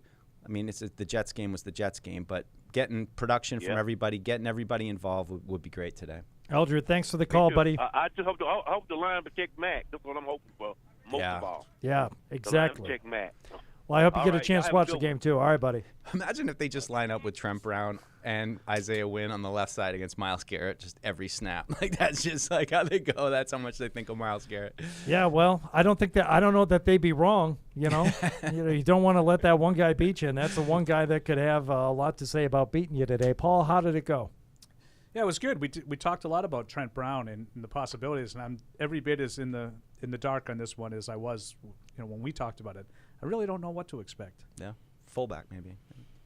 But my guess is that he won't start, but they'll rotate him in and maybe see if they can get him, 20 snaps, and maybe at both tackle spots. I don't know. I really don't have any clue. Yeah, but I think too, Paul, anything. I think there's a little bit of we've talked about this in the past that the Patriots kind of, and as much as they lean into veterans, I think they lean into not speed but physicality and size, and with the multiple tight ends and all that. And you look at this Browns defense, I think that they're kind of a good example of multiple defensive backs and lighter linebackers and speed. And is this a day where your size, your strength, having a third tackle in Trent Brown, having three tight ends active, you're short on running backs, you need to really protect your quarterback. Is this a day where it's a lot of heavy sets, a lot of physical, pound it, play action, get the ball out quick? Does that mean that they would not be able to use much of Hunter Henry today as a receiver? Because I don't really think of Asiasi and Lacoste as protectors. Yeah.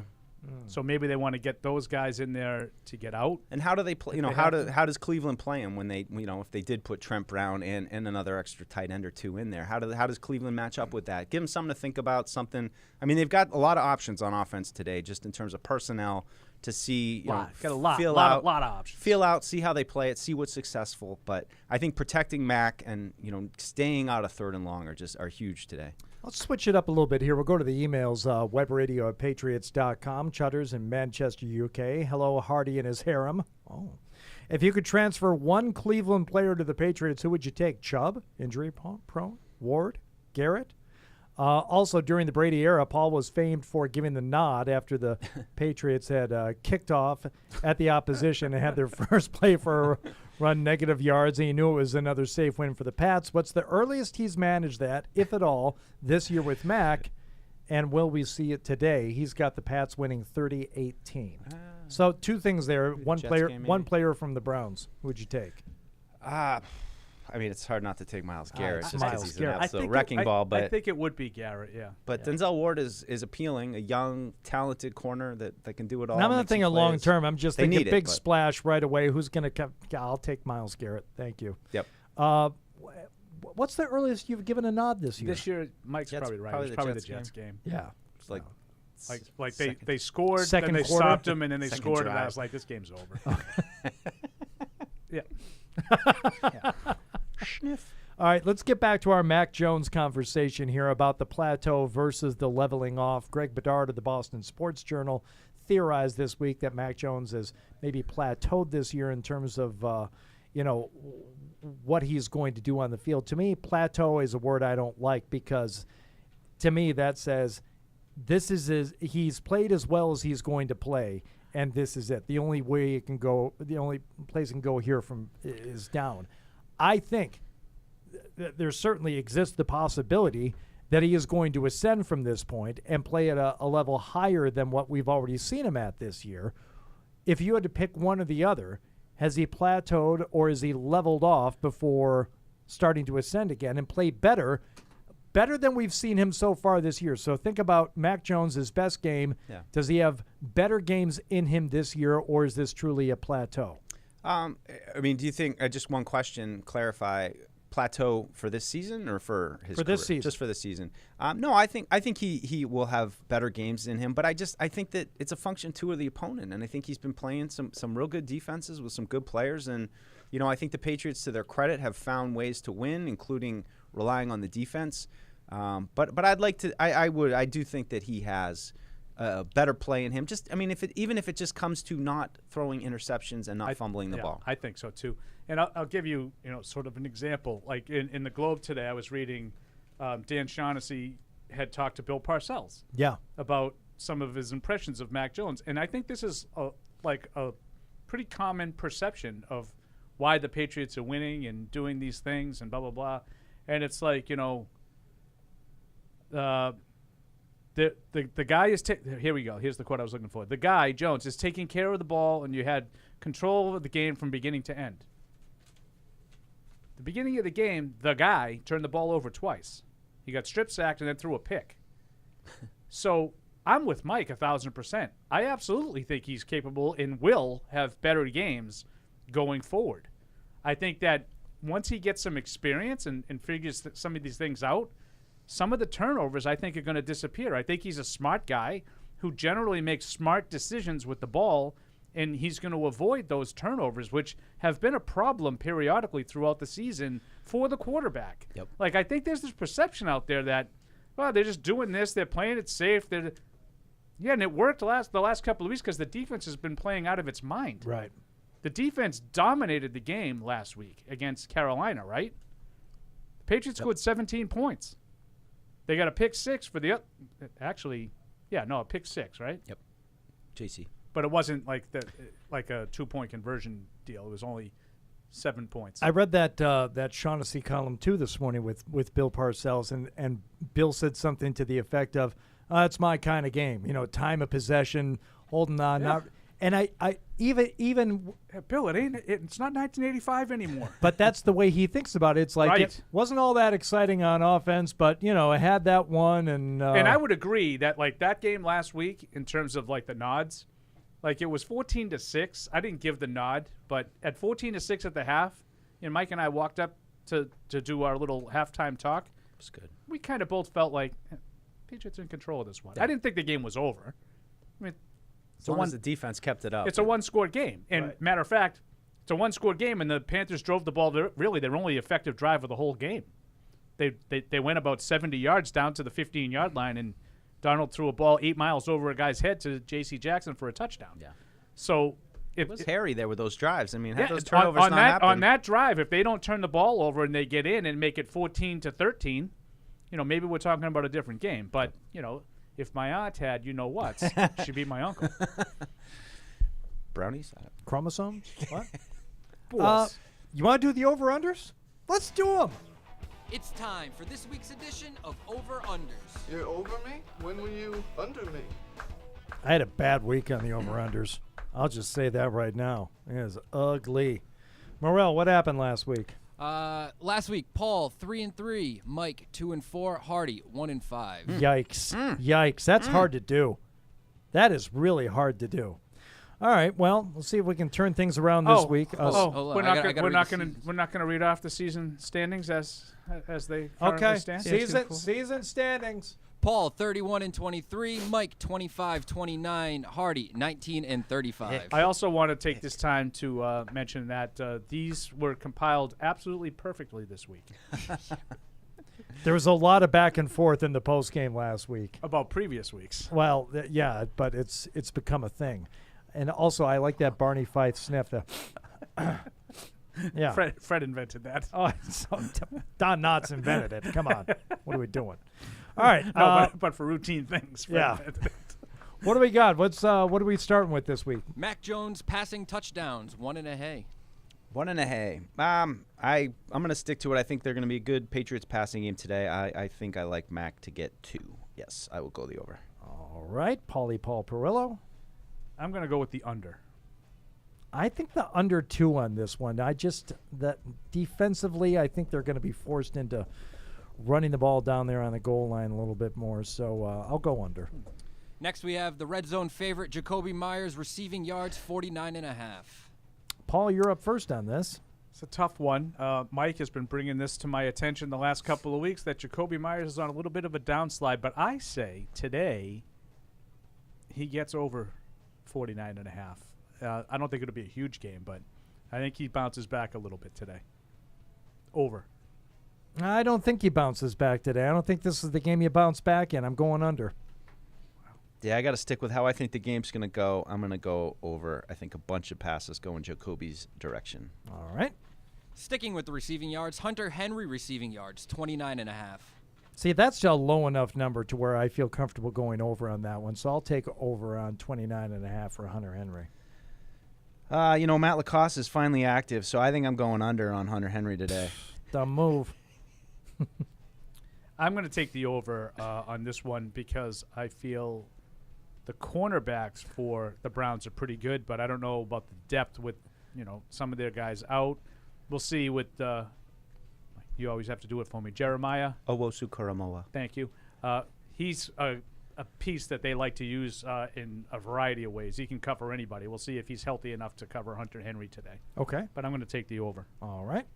Baker Mayfield interceptions at 0.5. Okay. Yeah.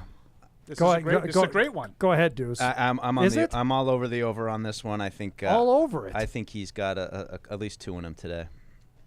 Okay, I'm going to take the under. He's only thrown 3 all year. I think that Mary Kay said something that really caught my ear, in that it's not necessarily a good thing that he's only thrown 3. He's not really made a lot of plays, so I think that's why he's avoiding.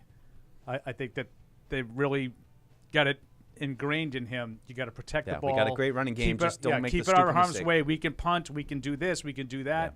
Yeah. And Mary Kay talked a lot about how great the Patriots secondary has been at taking the ball away, which tells me that's been a big topic in Cleveland all week. I think he doesn't throw a pick, but doesn't mean he's going to have a good game. You just said it, though. I mean, I listened to what Mary Kay Cabot had to say too, and how that they might be taking the shackles off a little bit today. I think she said that, like, you know, that they've got different ways of doing it. But I thought she said something to the effect of that they might let him throw it a little bit more today. I think he'll throw it, but I think he's throwing it to keep it out of harm's way. It's a He's half. not making any plays. Is he going to throw a pick today? Yes. It's all a pick. Yes, I'll go over. Oh, and if you're going what's been going on, the Patriots pick the passes off every week, and right. Baker Mayfield is kind of erratic. Right. The over is the play. I agree, but you're going under. Because I think something must be going on as to why he's only thrown 3 interceptions all year. And I think what Mary Kay Cabot said makes some sense to me. Yep. Yeah, he's not throwing picks, but he ain't making any plays either. All right. D'Ernest Johnston rushing yards, 80.5. Oof, it's a good one. This is me, right? Yeah, it's a big number. Yeah, I'm going to take the under on that one. I can't imagine they're going to allow this kid to do what he did against Denver. I'm going under on that one too. Yeah, I'm with you guys. Under. Everybody's. It's our first one that is a consensus, because there are going to be a lot of blood on these first 4. But we are consensus under Ernest Johnson rushing yards of 80.5. Finally, what do we have, Matt? The total score, 44.5. Yep. Sounds about right. I'll take it. Push. I think it's I'm looking for – that's not a big number in terms of totals. I still think it's going under, which is a terrible thing to root for in a football game. I hate taking the under. Agreed. Yeah. It's not fun, but I feel it's like – it's kind of like what Mary Kay Cabot said, like 21-20, something right around there. Both teams around 20. Yeah. I could see it. Yeah, so I'm going under. Yeah, I got to go under too. It just feels like it's going to be a low-scoring affair. Yeah, I'm with you guys. I just feel like both teams, I think really the teams are somewhat mirror images. I think they both play pretty good defense. They both want to run the ball. They're both banged up in the running in the backfield, so I don't know how well they're going to be able to run the ball. Yeah, I'm with you guys. I'm going to take the under, and I agree with you, Hardy. There's nothing worse than taking an under. Yeah, it sucks. But what doesn't suck, warm-ups. Wow. Right now, looking at Patriots. Ramondre Stevenson, because he was one of the guys that was dealing with concussions. He was the one of the 3 that was able to play, which is good. Love to know what his week of preparation was like, just dealing with concussion protocols and what was he able to do and how much was he able to participate just outside of practice. So we'll see. It's a kind of a game where you got some young, unproven guys. Asiasi getting his first start of the year. You're going to get J.J. Taylor back in there. You're going to have to lean on Taylor and Stevenson, 2 young guys who have been in and out of the lineup here early part of the year. So some interesting little dynamics going on with how the Patriots attack is going to kind of go today. All right. It looks like maybe has the sun peeked behind some clouds. It does not look like super bright. Colors off of that TV. Is our monitor off? But it does look a little dark. I agree with you. It was all right. Oh, okay. I thought it was gorgeous out earlier. It looks a little dark. But that was hours ago when we first made our way into Gillette Stadium here this morning. That's right. That was before we even took that break. That was, hours and 28 seconds ago. And there's Jacoby. Sure, he's going to be back for the punts, I would think, right? Yeah, so that's another good point to bring up, Paul, was who's going to take over for Gunner. Maybe Bolden. I mean, do they have Bolden on kickoff returns? He's done that before, but, I mean, a valuable piece today. I wonder how much Brandon Bolden's going to play. Maybe JJ on kicks and Jacoby on punts. We talk about the young guy trust thing. I mean, I think they're going to be forced into it a little bit today in terms of having to involve J.J. Taylor, Ramondre Stevenson. I think they're going to be significant parts of it.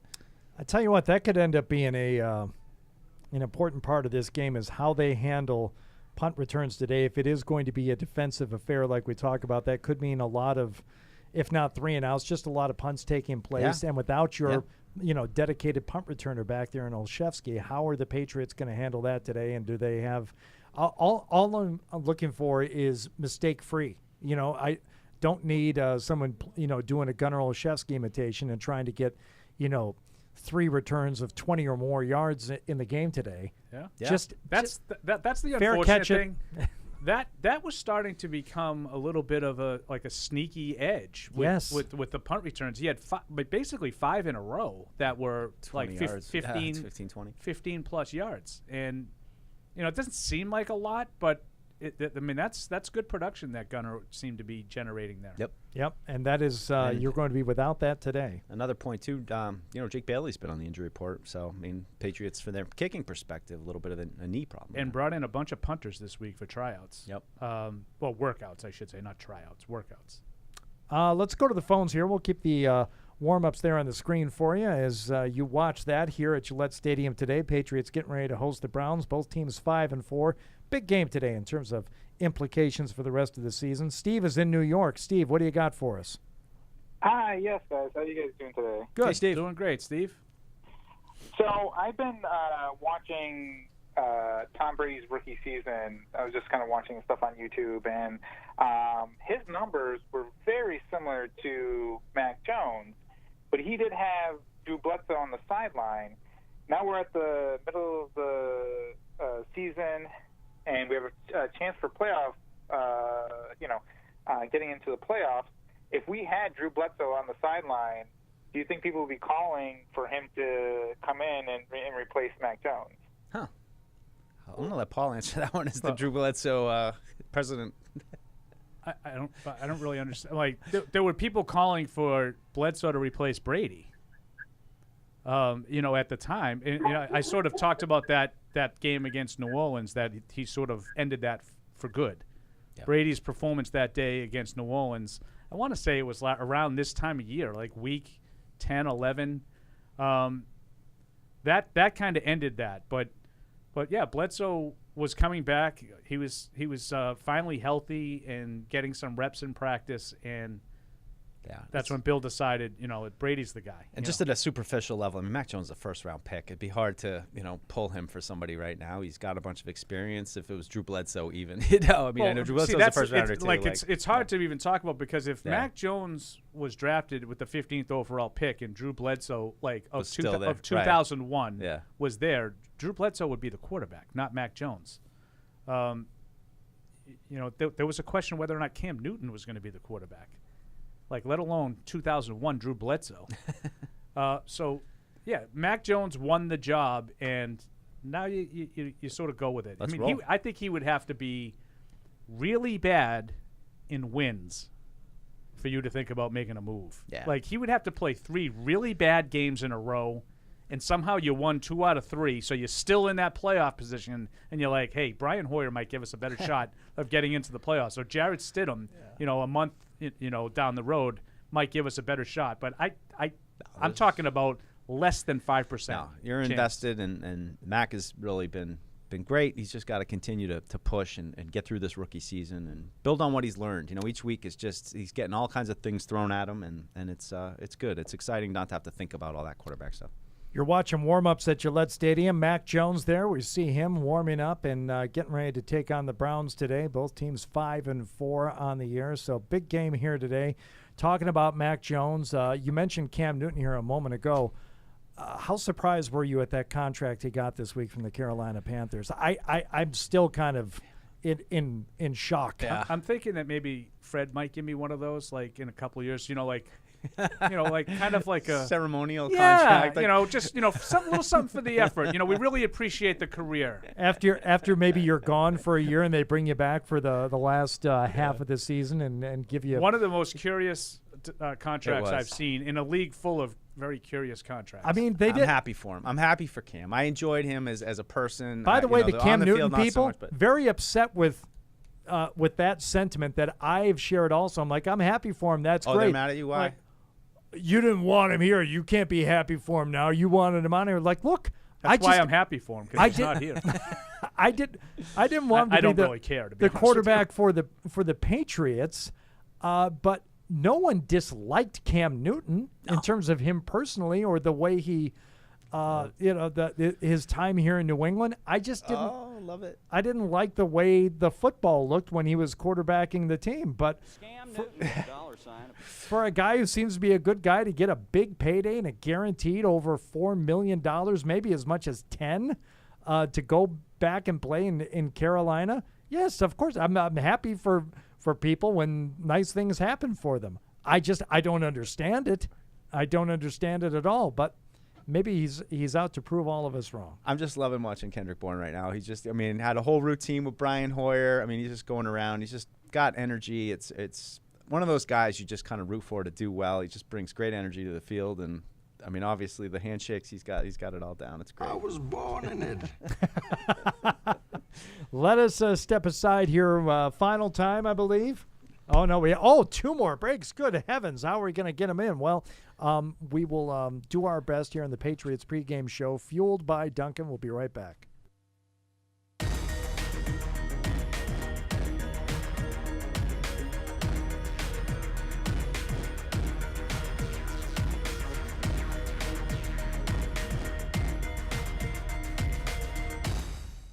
TouchView Interactive is here to support your hybrid learning, distance learning, and video conferencing needs with easy-to-use tools that allow end users to collaborate, interact, and present seamlessly. TouchView Interactive offers a comprehensive line of accessories and software to support your audio-visual needs. Outfit your classrooms and presentation spaces with the future of interactive display technology. Visit touchview.com for more info. Offered by the Oakers Company, celebrating 100 years of service and support.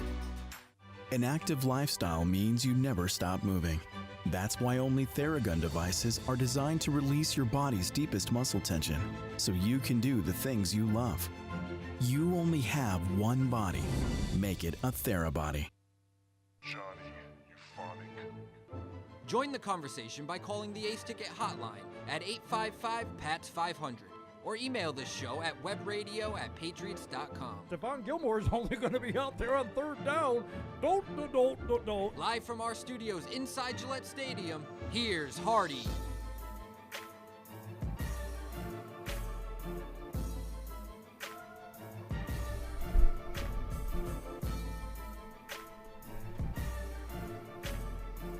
Where you been, kid? We're waiting for you. Just had to run to the potty. Oh. So we are watching, now Nelson Aguilar, Kendrick Bourne.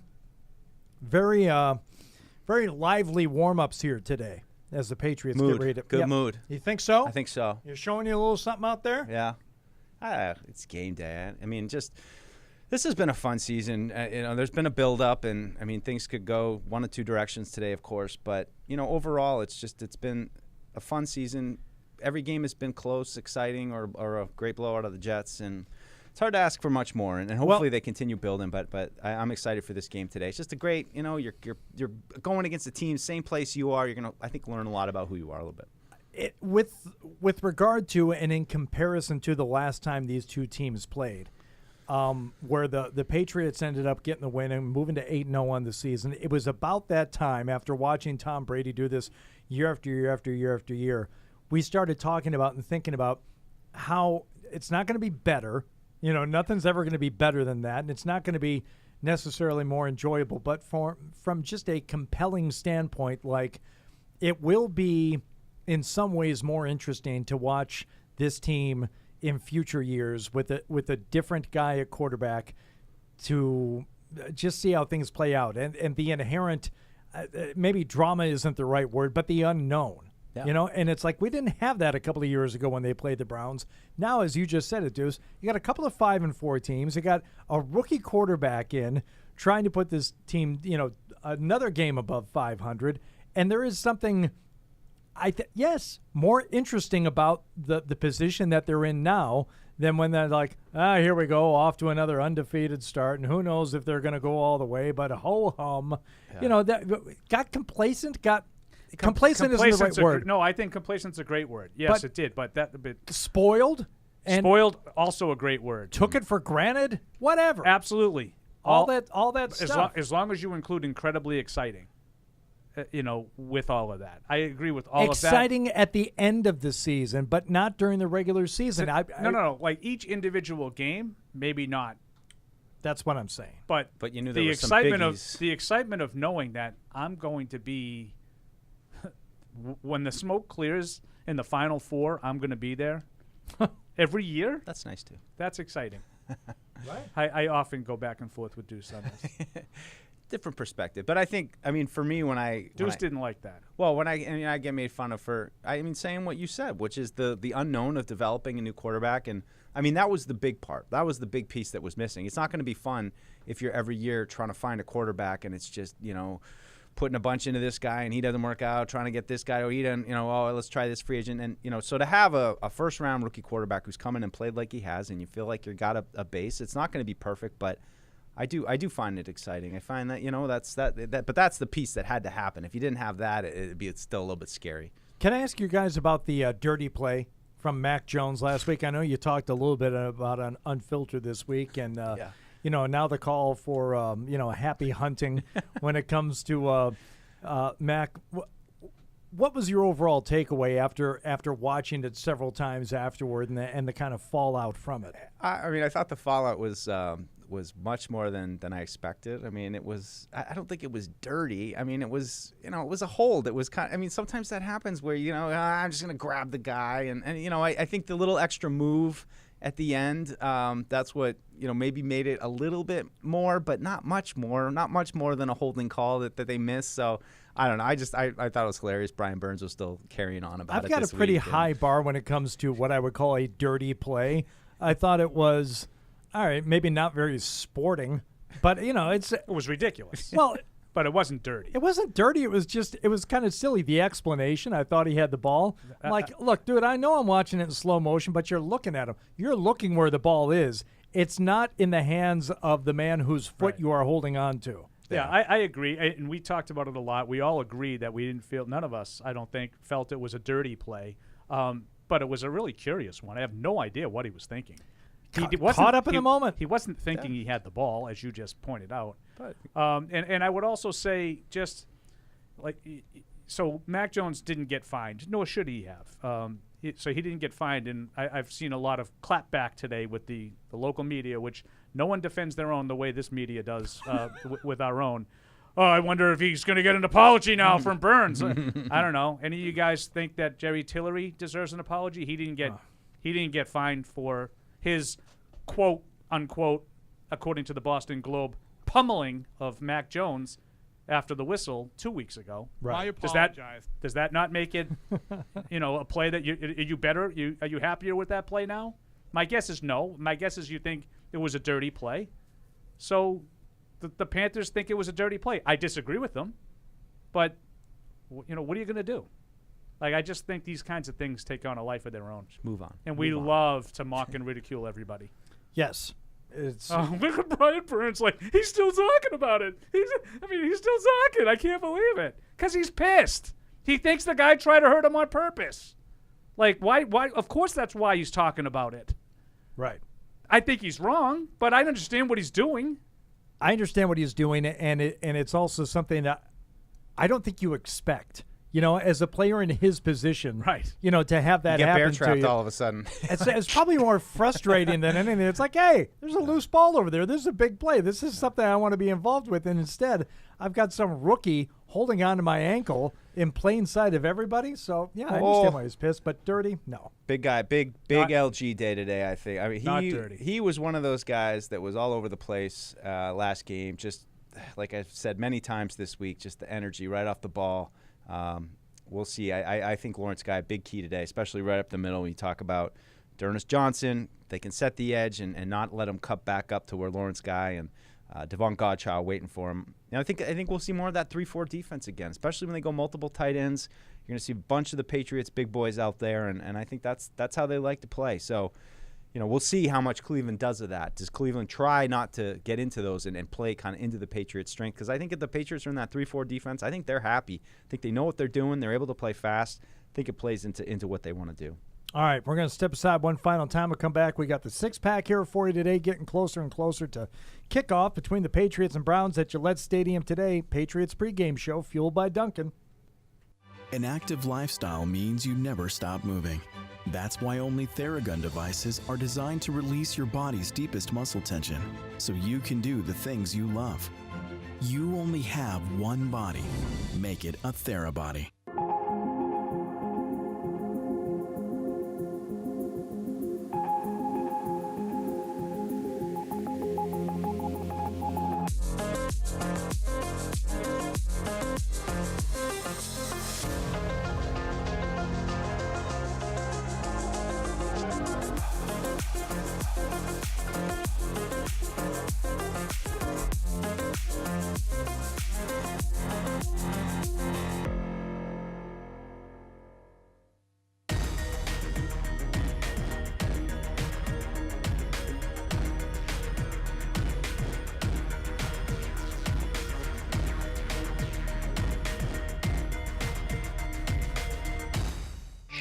Join the conversation by calling the Ace Ticket hotline at 855-PATS-500 or email the show at webradio@patriots.com. Gather around the radio, boys.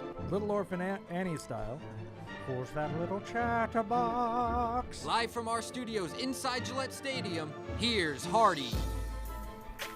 Patriots Pregame Show, fueled by Dunkin. Watching the Patriots here and getting ready. Trent Brown had heard cheers. Never thought that break was going to end. As Trent Brown taking the field to cheers today at Gillette Yes. Stadium for the assembled fans here in Foxborough. Some great shots on the sideline today. I got to give props to our cameraman. I don't know if it's like a fisheye or something, but they got a real nice angle. Real nice shot of Judon earlier with his big red sleeves. Very Whoever's crisp. on the sidelines, great job. What are you doing? A Looking pull good. focus there? Hey, What are you doing? You got those red sleeves in the shot. They Great pop. job. They really pop. They really pop. Mike is the audience for everything that we do. Let me tell you what they're doing. No, I want to point this out too. They're using that portrait mode on the camera right now. See how the stuff is like in focus, but the other stuff isn't. It's not the the typical like everything's clear but not so good looking video work. We should mention too with Brandon King, which Eric Scalavino this week wrote a great article about Brandon, who his wife is a military officer as well. So nice job by Scal featuring them. Kind of a little bit unique situation there where Brandon and his wife. Nice job by Eric writing that. All right, very good. Read that and more at patriots.com. Mike Dussault, Paul Perillo. You still got a few minutes to look at Paul Perillo's game preview for today's Patriots-Browns matchup. Yeah, just in full disclosure, I'm going to say that was kind of Nick Chubb heavy. That's fine.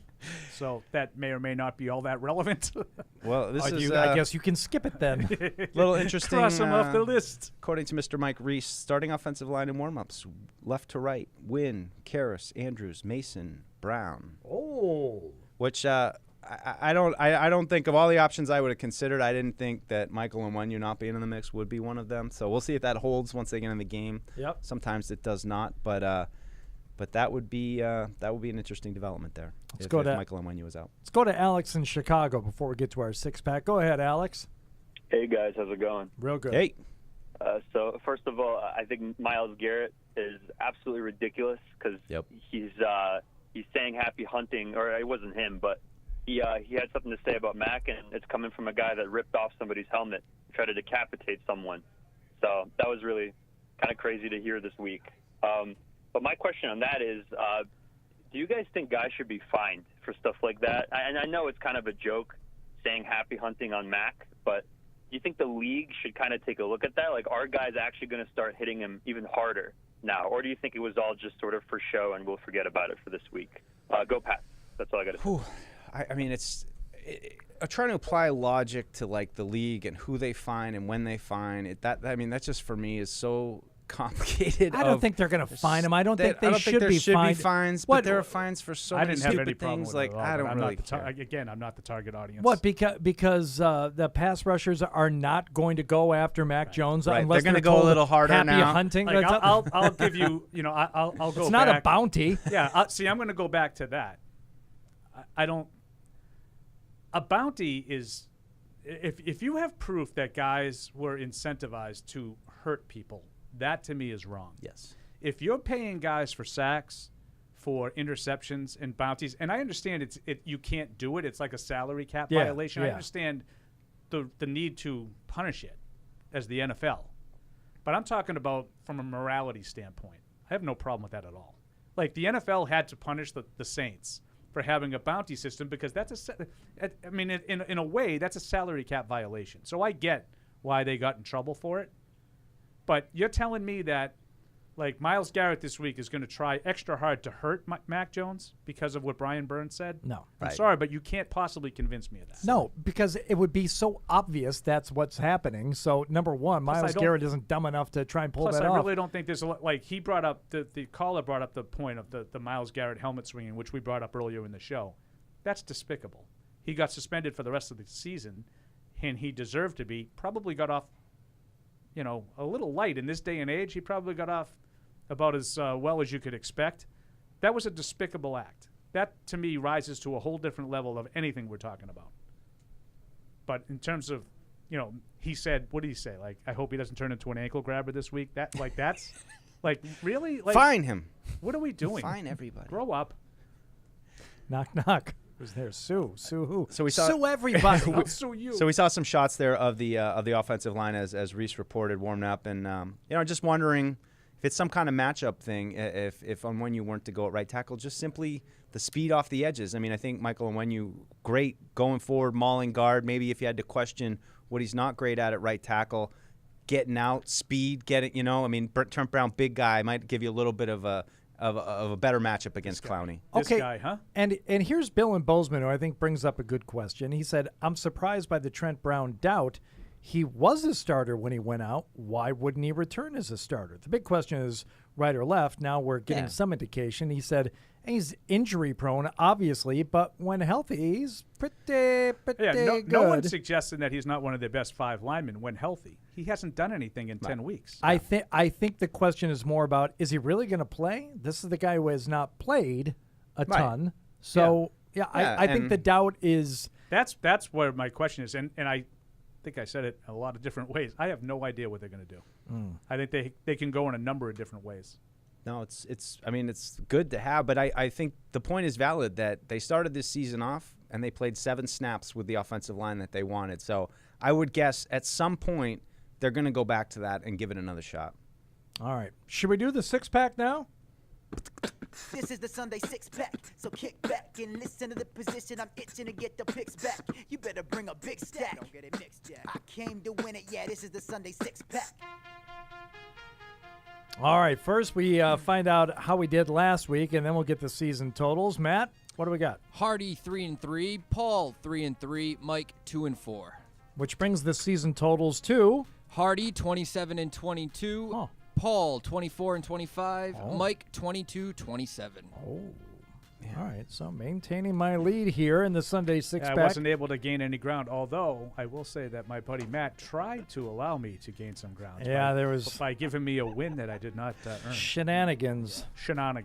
All right, let's take a look. We have 6 games to choose from today. 1, 2, 3 1:00 games, and all right, let's get going. What do we got? The 5-3 New Orleans Saints at the 7-2 Tennessee Titans. Tennessee -3. Oh, Juice, I'm glad you're up first. Yeah, no Julio. He's on IR now, which puts another crimp in that offense. I don't know. I'm still going to take Tennessee. I still think they're a real good team at home, and I think they'll figure out a way. Yeah, I'm going to take the Titans as well. No Alvin Kamara, I think, is huge for the Saints. I think that's their one player, really, that they can rely on offense. I think they're still – this will be an ugly game, I think, because I don't think the Titans are great offensively, and I do think the Saints are great defensively. So it's another one of those under games, Hardy, but I'll take Tennessee. Yeah. I'm kind of thrown off by this notion that home field is not really worth 3 points anymore. Yeah, so isn't it funny? If the home team – is laying 3 points, is it an even game? Is it more like actually they're like maybe a 1-point home dog? Like no, they're a favorite. They're still because if you're only giving them like 1.5 to 2.5 points, okay, so there'd be a 1-point favorite. Right. Okay, I see what you're saying. So yeah. Trying to factor that in, I'm going to go with Tennessee. I do not love the line. I do not love this game. It's one that I would not bet if we're not forced to pick one here, but I'll take the Titans. We're all going Titans, huh? Yep. All right. Remember those Titans. Next, we have the 4-4 Atlanta Falcons at the 6-2 Dallas Cowboys. Dallas -8.5. I'm going to take Dallas in the bounce-back game. Although, if I were the Cowboys, I'd be worried. This is what you do. This is a game you really should bounce back at home and take care of business against the Atlanta Falcons. I'll take Dallas. I think so, too, and I think they win today, but I'm sorry. I have a lot of questions about that team right now after their performance last week, and I think the Falcons can lose by a touchdown. Okay. And for that reason, I got to take Atlanta +8.5. Yeah, I'm going to take Atlanta +8.5 too. Just diving into them a little bit. I think Matt Ryan playing pretty well, and Dallas, we'll see. 4 p.m. games. 3-5 Minnesota Vikings at the 5-3 Los Angeles Chargers. The LAC -3. I liked the LAC last week going up against Philadelphia. I was proven correct.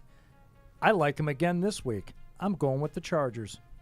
Yeah, I like the LAC too. They continue to push on. I think they're going to be right in the mix down at the end.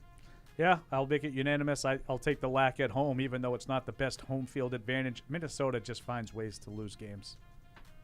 The 3-6 Philadelphia Eagles at the 5-4 Denver Broncos. Denver -1.5. Deuce, you're up first. Whew, Denver.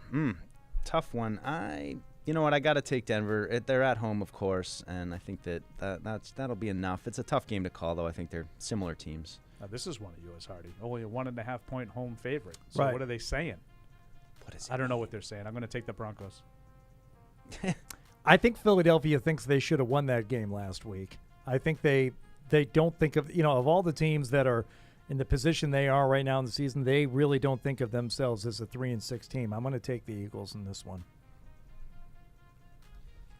Moving on to the Sunday night football game, the 5-4 Kansas City Chiefs at the 5-3 Las Vegas Raiders. Kansas City -3. Paulie Paul. Yeah, I'm going to continue with my theme, and I'm not going to take Kansas City to cover a game until they, cover a game. I'll take the Raiders. It's really, really smart. I think Kansas City is going to show that they are still Kansas City at some point. So I'm going to kick myself the week I don't bet them. I hear you. I'm on that train too. When they come I hear through. you. So I left the train and I've been taking the wins the last few weeks, and I'll see if I might lose this one. Yeah, I'll take the Chiefs. I'm going to take the Chiefs too.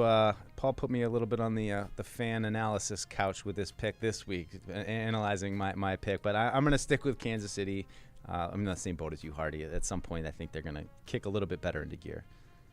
And wrapping it up with the 5-4 Cleveland Browns at the 5-4 New England Patriots. New England -1. Yeah, I think I'm going to take the Patriots today. And if I'm going to take them, it's ridiculous to think that they can't win this by a field goal today. So yes, I will take the Pats, 21-18. Yeah, that sounds about right. I've kind of been all over the place with my picks this week. I definitely like the Patriots -1. I think they're going to have a good game. Score prediction, I've been a little bit torn. It's been falling a little bit, but I'll say 27-17 Patriots. Yeah, I like the Patriots too. I just feel like they have more of an ability to sort of adapt to the way the game goes if it's not unfolding the way they want it to. And I wonder... I think Stefanski has shown to be so far a pretty good coach. Yep. Yeah. But I wonder if they can sort of adjust on the fly if Dearness Johnson's not getting it done and they have to sort of go with a different kind of game plan. I know the Patriots can do that because I've seen them do it a million times. So for that reason, I'm going to say the Patriots squeak this one out 24-20. All right. There we go. That is their six-pack in the book. What'd you say, Matt? I didn't hear you. I'm sorry. All right. Now I heard you. Yeah, here's how the Patriots deal with, we didn't really mention Austin Cooper, David Njoku, those guys, those tight ends. Just how, as you mentioned, Paul, if they can't get it going on the ground, how do they use those guys? I mean, those are really their best threats. I mean, Landry hasn't been effective this year yet. Can that suddenly get in gear for them, or do they lean into those tight ends? And like I said many times in the show, how do the Patriots match up with those multiple tight end sets? How do they deal with those guys? And the secondary has played better the last couple of weeks. That they might have something going. I saw something that indicated Baker Mayfield really struggles against man coverage. So I wonder if they'll see more man today than we've seen the last couple of weeks when they've been more with the zones. Yeah. I don't know. He's shown a lot of zip on his passes there in the I was watching another monitor that was showing a little bit of Baker there in the warm-ups there today. Look good. He didn't look bad. Didn't look bad. I think we're going to have a tight game today, and just in agree. terms of predictions, I think it's a close one today. So isn't that what we all wish for at the end of the day? Just Deuce does. Just a good football Deuce is only game. interested in the excitement level. Yeah, but I'd love it if I'll take the blowout. If the closeness ended about 5 minutes left, so I could just write my piece in peace without having to worry about back and forth. Can we just get the score established, let the game, and then I'd be happy. I understand. Well, I want good things for everyone. So if we can somehow get to a place where we both get that, fine, great, whatever. In the meantime, thank you for listening and watching and emailing. We hope that you'll join us for the post-game show immediately following today's contest here at Gillette Stadium between the Patriots and the Browns. We'll talk to you then. Thank you for downloading this podcast. Subscribe on Apple, Google Play, and everywhere else you listen. Like the show? Please rate and review us. Listener comments and ratings help keep us high in the podcast rankings so new listeners can find us. Be sure to check patriots.com for more news and more podcasts.